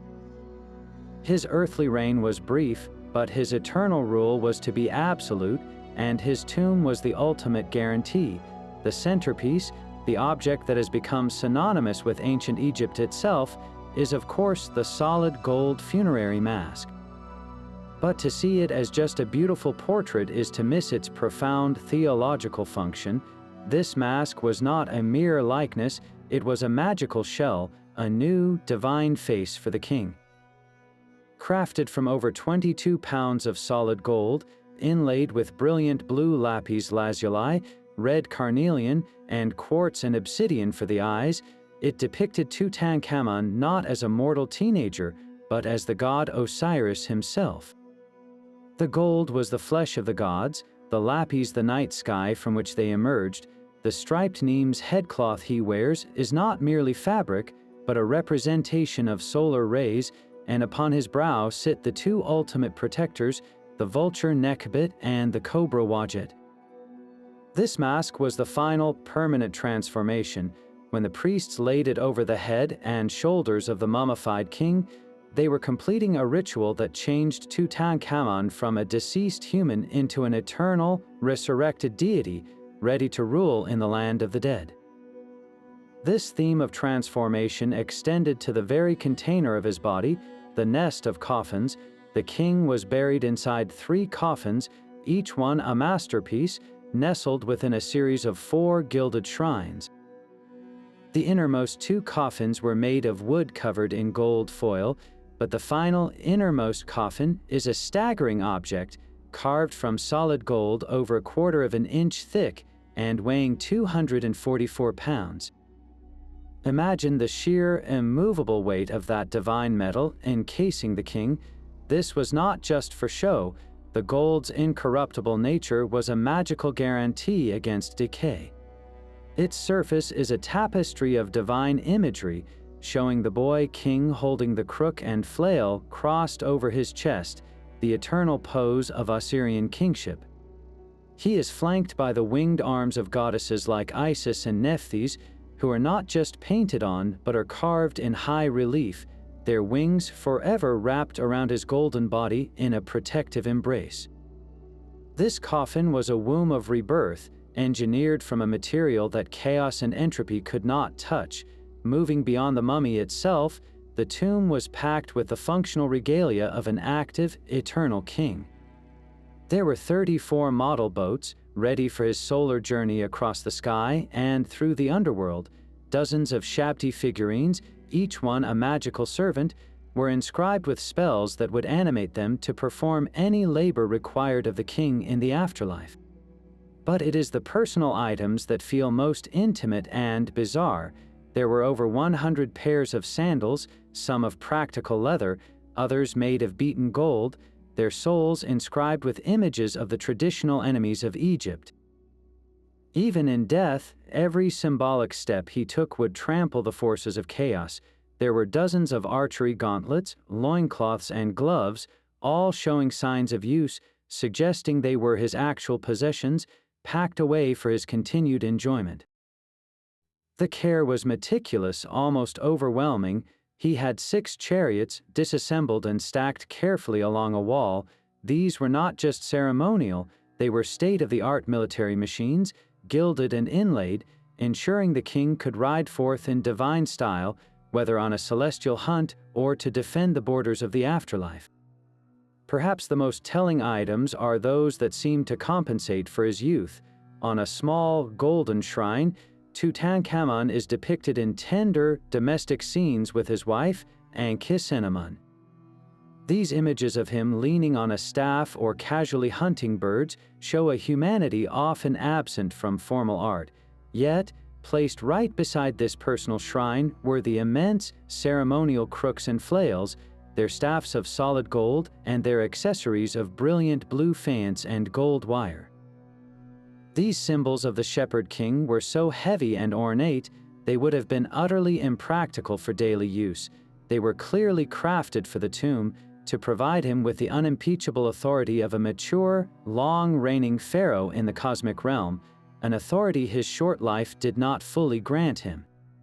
This duality is the heart of the tomb's magic. It equipped the boy with the regalia of a man, the mortal with the attributes of a god, ensuring that any perceived lack in his earthly reign would be utterly irrelevant in his eternal one. The bizarre and beautiful treasure of Tutankhamun is therefore the ultimate expression of ancient Egyptian belief that through meticulous ritual and the power of symbolic regalia, a king could be made perfect, complete, and divine for all time. But the pharaoh's wardrobe wasn't limited to the crowns of earthly rule. It extended upwards into the very heavens, borrowing directly from the gods themselves.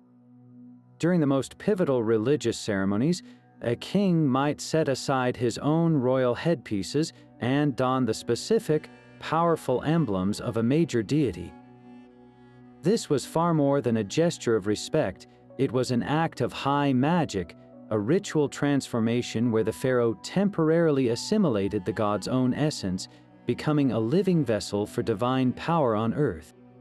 The most profound examples of this were the solar disk of Ra, the twin plumes of Ammon, and the horned sun disk of Hathor, each one a unique key to a different form of cosmic authority. First, consider the sun disk, a deceptively simple circle representing the supreme sun god, Ra. In art, it's often shown as a red or golden orb, sometimes cradled by the curved horns of a ram and protected by the ever-present Uraeus cobra on either side. When a pharaoh incorporated this symbol into his headdress, he was doing more than just honoring the sun. He was channeling its life-giving, all-seeing, and fiercely judgmental power. Ra was the king of the gods, the engine of creation whose daily journey across the sky defined the rhythm of life and death. To wear his disk was to claim a direct, familial connection, to present oneself as the son of Ra, a title so important it became a standard part of the royal titulary. In the context of a ceremony, this transformed the king's role. He was no longer just a ruler administering a kingdom. He was the earthly extension of the creative force that sustained the entire cosmos. His words and actions, while wearing that disk, were understood to carry the weight of Ra's own divine decree, bringing the order and light of the sun into the human realm. Then there is the enigmatic crown of Ammon, one of the most powerful and complex gods in the later periods of Egyptian history. Ammon, whose name means the Hidden One, was the king of the gods during the New Kingdom, a deity of air and invisibility who eventually merged with Ra to become Ammon-Ra, the ultimate sovereign of the universe. His crown was uniquely imposing, a tall, flat-topped cap, usually made of gleaming gold, from which two towering, straight ostrich feathers rose high above the king's head. These feathers were not just decorative, they were dense with symbolism. The ostrich feather was the emblem of Maat herself, the goddess of truth and cosmic order. Having two of them flanking the central pillar of the crown created a powerful visual statement about the balance of opposites, Upper and Lower Egypt, order and chaos, life and death. When a pharaoh placed this crown upon his head, he was invoking Ammon's role as the ultimate, hidden source of all authority. He was becoming the Lord of the thrones of the two lands, a living justification of his own right to rule, sanctioned by the most powerful and inscrutable force in the pantheon. This was the crown of the Theban triad, worn during the Apet festival or other state ceremonies to demonstrate that the king's power was not just political, but flowed directly from the hidden wellspring of all creation. Perhaps the most symbolically rich of these divine crowns belonged to Hathor, the goddess of love, music, dance, and cosmic joy. Her emblem, the horned sun disk, is a masterpiece of theological synthesis. It begins with the sun disk of Ra, but instead of resting on ram's horns, it is cradled between the gracefully curving horns of a cow, Hathor's sacred animal. This single image beautifully merges two seemingly opposite powers, the fierce, masculine, solar energy of Ra with the nurturing, feminine, earthly vitality of the cow goddess. Hathor was not just a gentle deity, she was also the eye of Ra, his vengeful daughter who could be sent forth as a lioness to destroy humanity. Her crown, therefore, represented the complete cycle of life, the creative, sustaining power of the sun and the fertile, protective power of the mother. For a pharaoh to wear this crown was to access a profoundly different kind of energy than that of Ra or Ammon. It was a declaration that his kingship encompassed not only authority and judgment, but also the capacity for joy, artistic patronage, and the nurturing of his people's well-being. He was channeling the power that made the crops grow and the festivals sing, the force that ensured the kingdom wasn't just orderly, but truly alive. The act of wearing these divine crowns was the ultimate blurring of the line between mortal and God.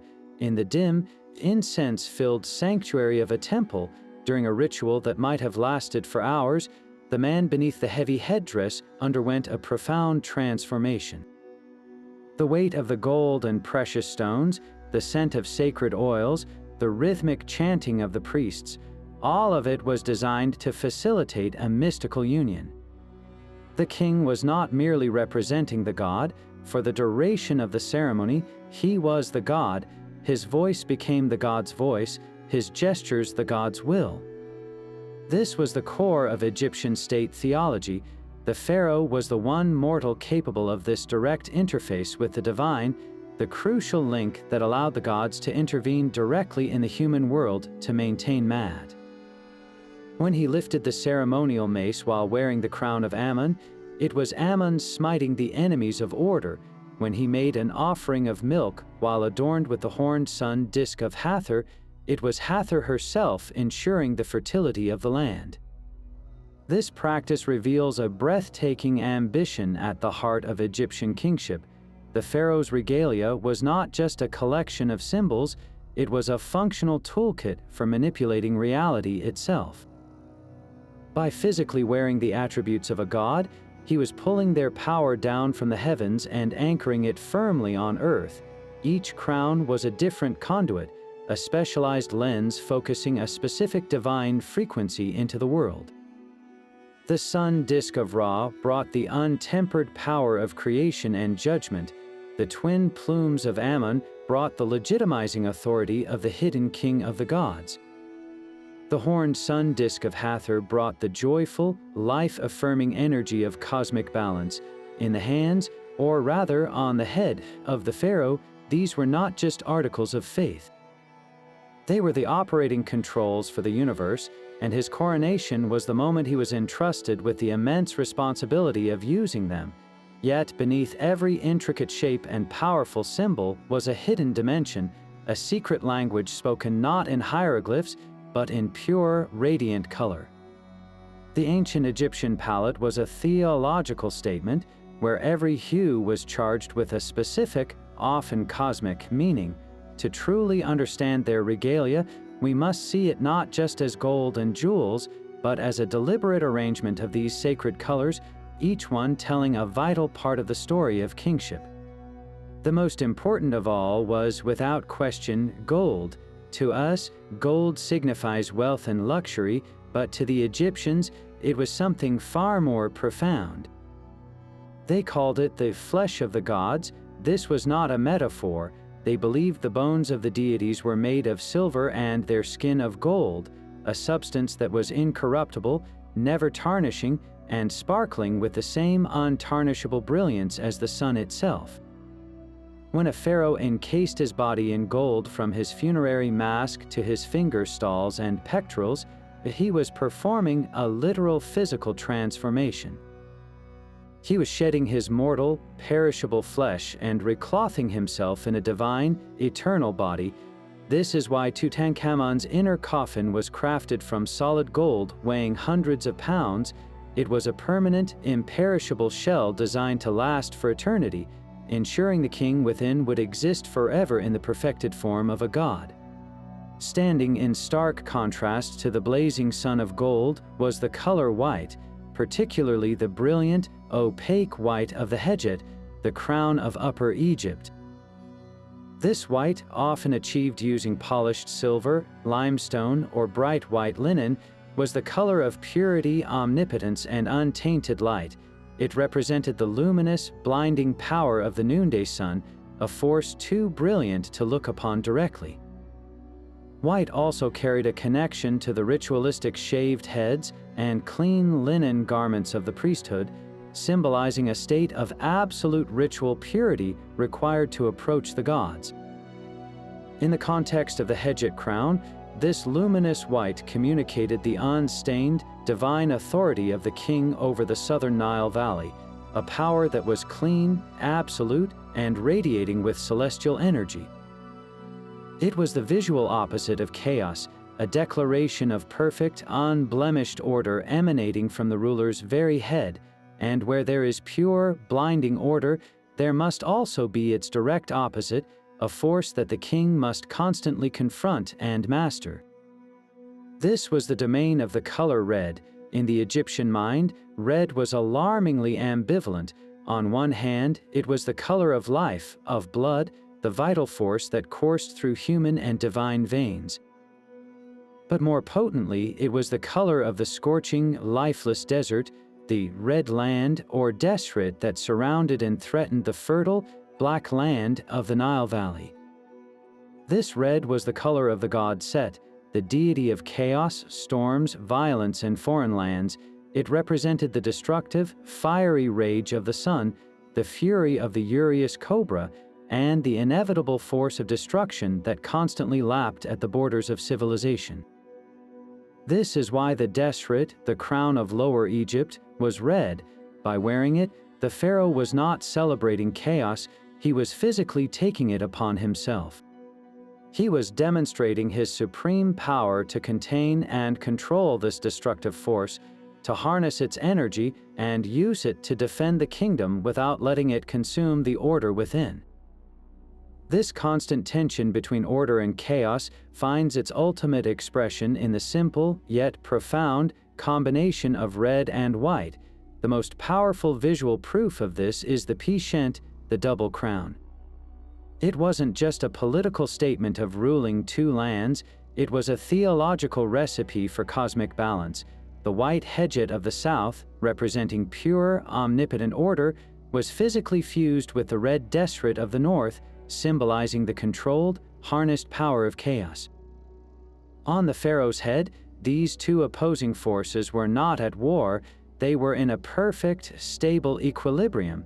The king was the living embodiment of this balance. He was the one being in the universe who could unite these fundamental opposites and, by his very presence, prevent the world from tipping into either sterile, lifeless order on one side, or into violent, uncontrolled chaos on the other. The Pschent was a continuous, wearable declaration that the king's primary duty was to maintain this precarious and essential harmony, while gold, white, and red dealt with the cosmic scales of divinity and power. Another set of colors addressed the more immediate needs of life itself, the vibrant blues and greens of fertility and rebirth. Blue, in its deepest, most celestial form, was the color of lapis lazuli. This semi-precious stone, painstakingly imported from far-off Afghanistan, was considered a chip of the night sky. It was the color of the heavens, the abode of the gods, and the cosmic waters of none from which all life first emerged. A lighter, more vibrant blue was achieved with Egyptian frit, a brilliant synthetic pigment used to stunning effect in objects like the blue Khepresh crown. This turquoise blue hue was directly linked to the life-giving waters of the Nile and the fertile bounty it promised. Green, the color of new vegetation, of the papyrus sprouting from the riverbanks, and of the heart of a fresh Persea tree leaf, was the unequivocal color of life, resurrection, and victory. The god Osiris, king of the afterlife, was frequently depicted with green skin, not to show he was sick, but to represent his perpetual state of regenerative power, his ability to be dead and yet teeming with the forces of new life. This symbolism made green and blue stones like turquoise and the greenish-blue faience incredibly popular in royal jewelry. A broad collar inlaid with blue and green beads was more than a beautiful accessory, it was a wearable prayer for the king's vitality and the land's prosperity. It invoked the fresh, life-sustaining power of the Nile's flood and the eternal renewal promised by Osiris. When a pharaoh was buried with a green-colored heart scarab over his chest, the spell inscribed on its base was a plea for the heart not to testify against him, but the green color itself was a magical assist, an infusion of life force to help him be true of voice and successfully reborn. The true mastery of the Egyptian artisans, however, lay in their ability to weave all of these individual color symbols into a single, cohesive narrative on one object. Let's return to a piece we know well, but now view it through this lens of color, the royal pectoral. Imagine a large pendant hanging over the king's heart. The central figure is a falcon representing the god Horus, crafted from the most brilliant gold, declaring its divine nature. Its wings might be inlaid with a mosaic of lapis lazuli, connecting the falcon to the celestial realm. Clutched in its talons are rings of carnelian, the red stone of life and power, but also of controlled force. Flanking the falcon are two cobras, their hoods flared, made from more red carnelian or perhaps gilded, their fiery nature clear. The background of the entire piece might be a field of vibrant green feldspar or turquoise, representing the lush, living land that Horus and the king protect. And encircling it all, the hieroglyphs spelling out the king's name are rendered in a mix of gold, blue, and red. In this one piece of jewelry, you have the entire cosmos, the golden divinity of the king, the blue celestial authority of Horus, the red, controlled destructive power of the Uraeus, all set against the green, life-sustaining land of Egypt. It was a complete theological statement, a map of the universe in miniature, worn directly over the monarch's heart. The language of color was, therefore, the silent, foundational grammar of all royal power.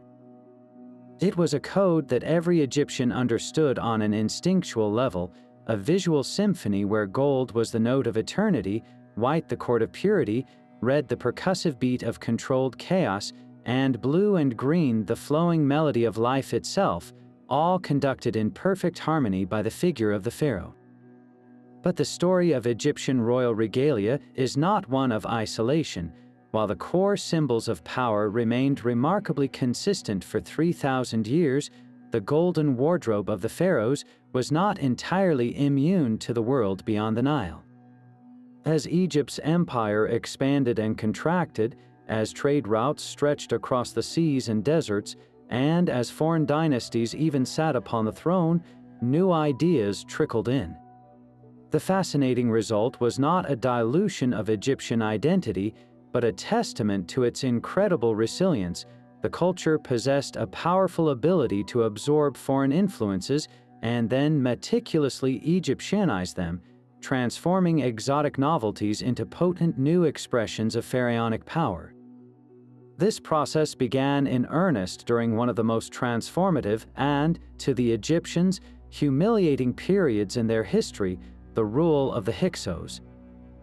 These foreign rulers from the Levant, whom the Egyptians derisively called rulers of foreign lands, controlled the northern delta for over a century. While traditionally viewed as a dark age, the Hyksos period was actually a technological and cultural catalyst. The Hyksos introduced the Egyptians to powerful new instruments of war that would become central to the image of the new kingdom pharaoh, the composite bow, a vastly more powerful and accurate weapon than the simple self-bow, and the horse-drawn chariot, which revolutionized warfare and royal ceremony. Imagine the scene. Before the Hyksos, Egyptian soldiers fought on foot. After their expulsion, the pharaoh was immortalized as a dynamic, god-like figure standing tall in a speeding chariot, his composite bow drawn, a symbol of unstoppable, mobile power. This was not just a new weapon, it was a new aesthetic of kingship. The chariot itself became a rolling platform for regalia, adorned with gold and religious symbols, while the skill of charioteering became an essential part of a prince's education. The Egyptians didn't just adopt this foreign technology, they absorbed it and made it fundamentally their own. The chariot was integrated into the symbolic language of kingship, appearing in smiting scenes where the pharaoh, now a whirlwind of divine retribution, runs down his enemies. This Hyksos innovation, born from conflict, was ultimately forged into one of the most enduring images of pharaonic might. With the Hyksos expelled, the new kingdom pharaohs of the 18th dynasty did not retreat. They exploded outward, building an empire that stretched from deep into Nubia in the south to the banks of the Euphrates in the north. This unprecedented contact with the wider Near East and the Aegean world opened a floodgate of new artistic and cultural influences. In the diplomatic letters known as the Amarna letters, we read of Egyptian pharaohs corresponding as equals with the kings of Mitanni, Babylon, and Assyria, exchanging lavish gifts. These royal gifts were more than mere tribute, they were a cross-pollination of courtly styles. From the Aegean, likely from the Minoan civilization, came new artistic motifs, the vibrant, naturalistic depictions of animals locked in combat, swirling floral patterns, and the captivating image of the galloping bull. Egyptian artisans, masters of adaptation, began to incorporate these lively, dynamic scenes into the borders of royal garments, on the blades of ceremonial weapons, and especially into the intricate designs of jewelry. Look at a piece of New Kingdom jewelry, like a golden pectoral from this era, and you might see a departure from the strictly symmetrical, hierarchical compositions of the past.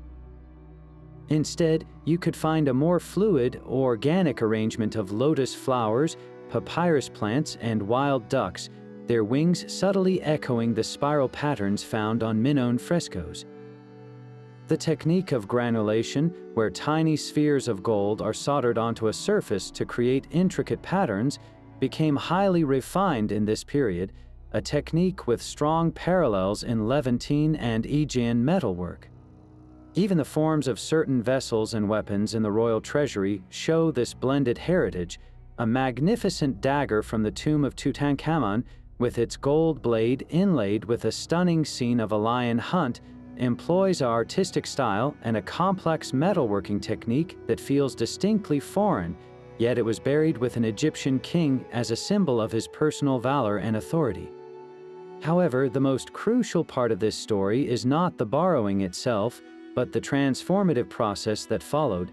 The Egyptians were not passive recipients of foreign fashion, they were active curators of their own cultural identity. Whenever a foreign motif was adopted, it was almost immediately put through a process of Egyptianization. A perfect example is the griffin, a mythical beast with the body of a lion and the head and wings of an eagle, a creature common in Near Eastern and Aegean art.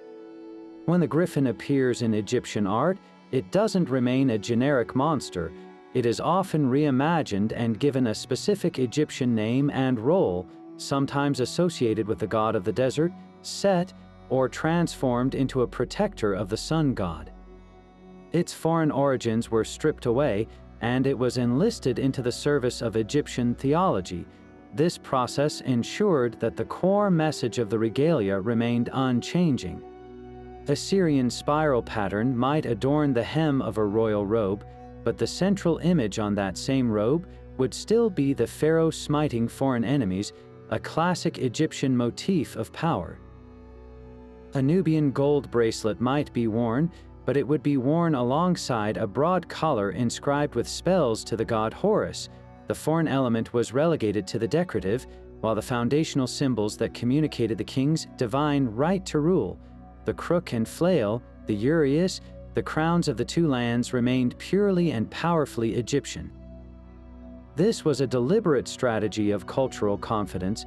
By absorbing and transforming outside influences, the pharaonic state demonstrated its supreme authority over them.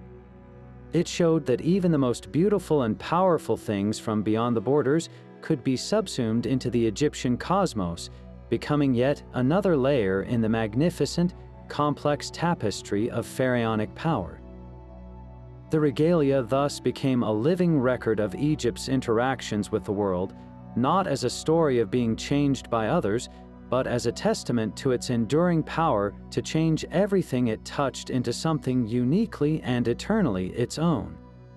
All of this intricate symbolism and divine power encoded into the pharaoh's regalia would mean very little if it remained locked away in the royal treasury. Its true purpose was to be seen, to be broadcast, and to shape the very consciousness of every person in the kingdom. This was state propaganda in its most brilliant and enduring form, a psychological campaign carved in stone and performed in gold. Consider the temples built at the very edges of the empire, in places like Abu Simbel in Nubia or the fortified cities of the Sinai. These were not just places of worship, they were billboards of imperial power. On their massive, towering walls, far from the eyes of the capital's elite, artists carved the same terrifyingly potent image, the pharaoh, colossal in scale, dressed in the full, fearsome glory of his regalia. He grasps a group of foreign captives by the hair with one hand, while in the other he raises a heavy, stone-headed mace, poised to shatter their skulls. He wears the striped Nemes headdress, the divine beard, and the kilt adorned with smiting scenes of its own. This was a calculated message aimed at local chieftains and potential rebels. The image communicated a simple, brutal truth. Even here, hundreds of miles from the royal palace, the power of the god king is absolute. His reach is long, his gaze is upon you, and his divine right to crush dissent is as immutable as the stone on which this warning is carved. It was a deterrent made permanent, a piece of psychological warfare designed to quell rebellion before it could even begin, by reminding everyone of the catastrophic consequences of challenging the established order. Beyond these static stone threats, the most powerful propaganda tool was the king's own public appearance. For the vast majority of Egyptians, seeing the pharaoh in person was a rare, momentous, and overwhelming event. He did not simply walk among them as a man, he was a living, moving idol so laden with gold, lapis lazuli, and carnelian that he must have seemed to shimmer and clink with every step.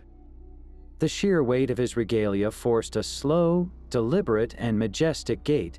The sun would have flashed blindingly off his golden pectoral and mask-like face, while the heavy, fragrant oils anointing his skin would have created an aromatic cloud of divinity that announced his presence before he was even seen. This carefully crafted spectacle was designed to overwhelm the senses, the visual brilliance, the sound of precious materials, the sacred scent.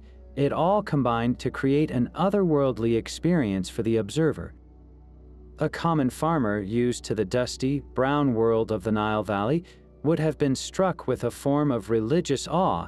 He wasn't looking at a fellow human being, he was witnessing a deity temporarily descended to earth. This sensory bombardment served a crucial political purpose. It short-circuited any potential for critical thought about the man behind the mask. By reinforcing the king's divine nature so viscerally, the regalia made the social hierarchy seem not like a human construct, but a fundamental, unchangeable fact of the universe, as natural as the sun rising in the east. This visual rhetoric was a self-perpetuating cycle of control. The dazzling king in his regalia justified the immense resources required to produce it. The gold mines, the lapis lazuli trade routes, the armies of skilled artisans, all of this economic effort was sanctified because its output was the divine king himself. The people labored to produce the regalia that, in turn, proved the king was a god who deserved their labor. It was a closed loop of legitimacy. Furthermore, the regalia created a clear and unbridgeable visual gap between the ruler and the ruled. A noble might wear a fine linen kilt and a simple gold necklace, but he could never adorn himself with the Pschent crown or the multiple uraei of the king. This hierarchy was instantly visible and universally understood. You knew your place in the cosmos by comparing your clothing to that of the pharaoh's statues. This constant daily reinforcement of the social order was essential for maintaining stability. It made the idea of challenging the king not just a political crime, but a blasphemous act against the gods and the very structure of reality. Ultimately, every piece of regalia, from the grandest crown to the simplest sandal, was in service of one overarching concept, the maintenance of Mad. This was not merely order in a mundane sense, it was the fundamental principle of truth, justice, and cosmic harmony that held the universe together. The Egyptians believed that the world was in a constant state of tension between Ma'at and its opposite, Isfet, which was chaos, falsehood, and disorder. The pharaoh's primary duty, his sacred contract, was to keep Isfet at bay. His regalia was the toolkit for this eternal task. When he wore the Pschent, he was physically holding Upper and Lower Egypt together, preventing the nation from fracturing into chaos. When he wore the Uraeus, he was actively incinerating the agents of disorder.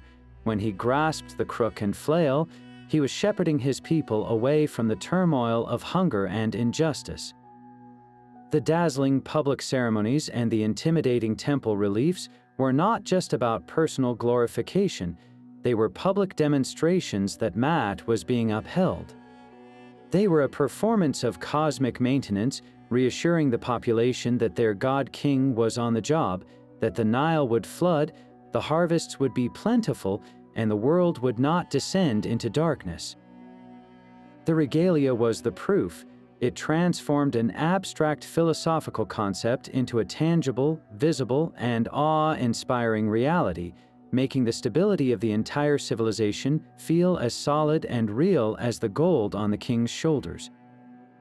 From the shimmering weight of the Pschent crown, which physically fused the two lands of Egypt into a single, unified statement, to the primal energy of the bull's tail swinging from the king's kilt, we have journeyed through a world where clothing was never just clothing. Every item in the pharaoh's wardrobe, from the smallest faience bead in a protective collar to the towering, three-tiered monument of the Hemhem crown, was a dense repository of meaning, a functional piece of magic, and a calculated tool of political power. These objects were the operating system of an entire civilization, the visible interface through which a mortal man accessed his divine authority and maintained the cosmic balance of Maat against the ever-present threat of chaos.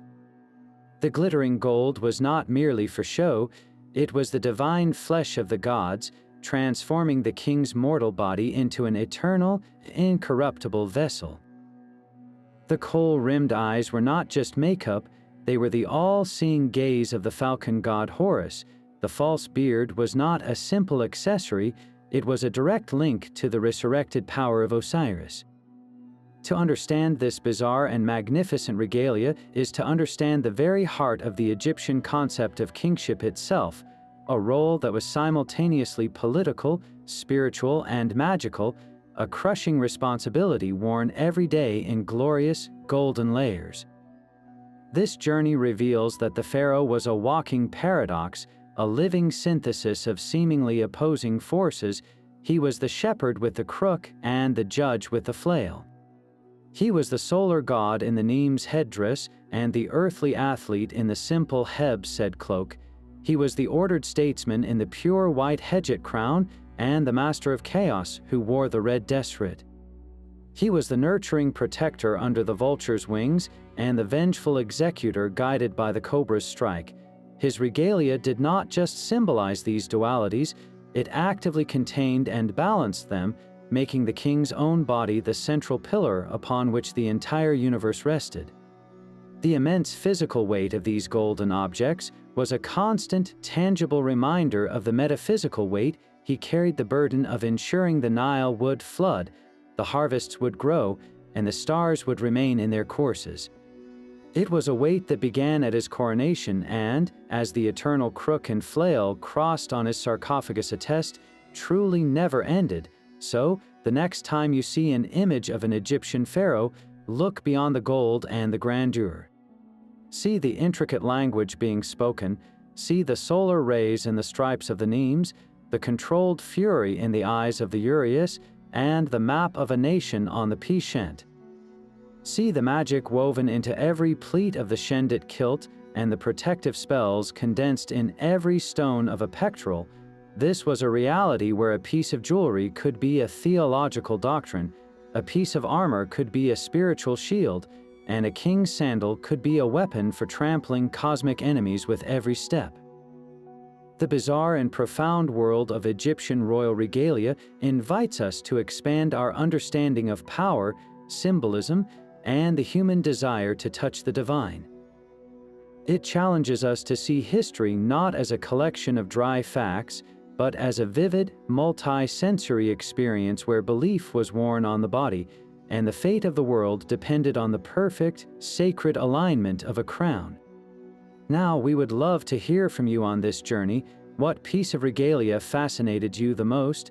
Was it the roaring energy of the Hemhem crown, the calculated power of Hatshepsut's false beard, or the simple, profound statement of the barefoot king? Let us know in the comments below, and don't forget to subscribe as we continue to unravel the mysteries of the ancient world.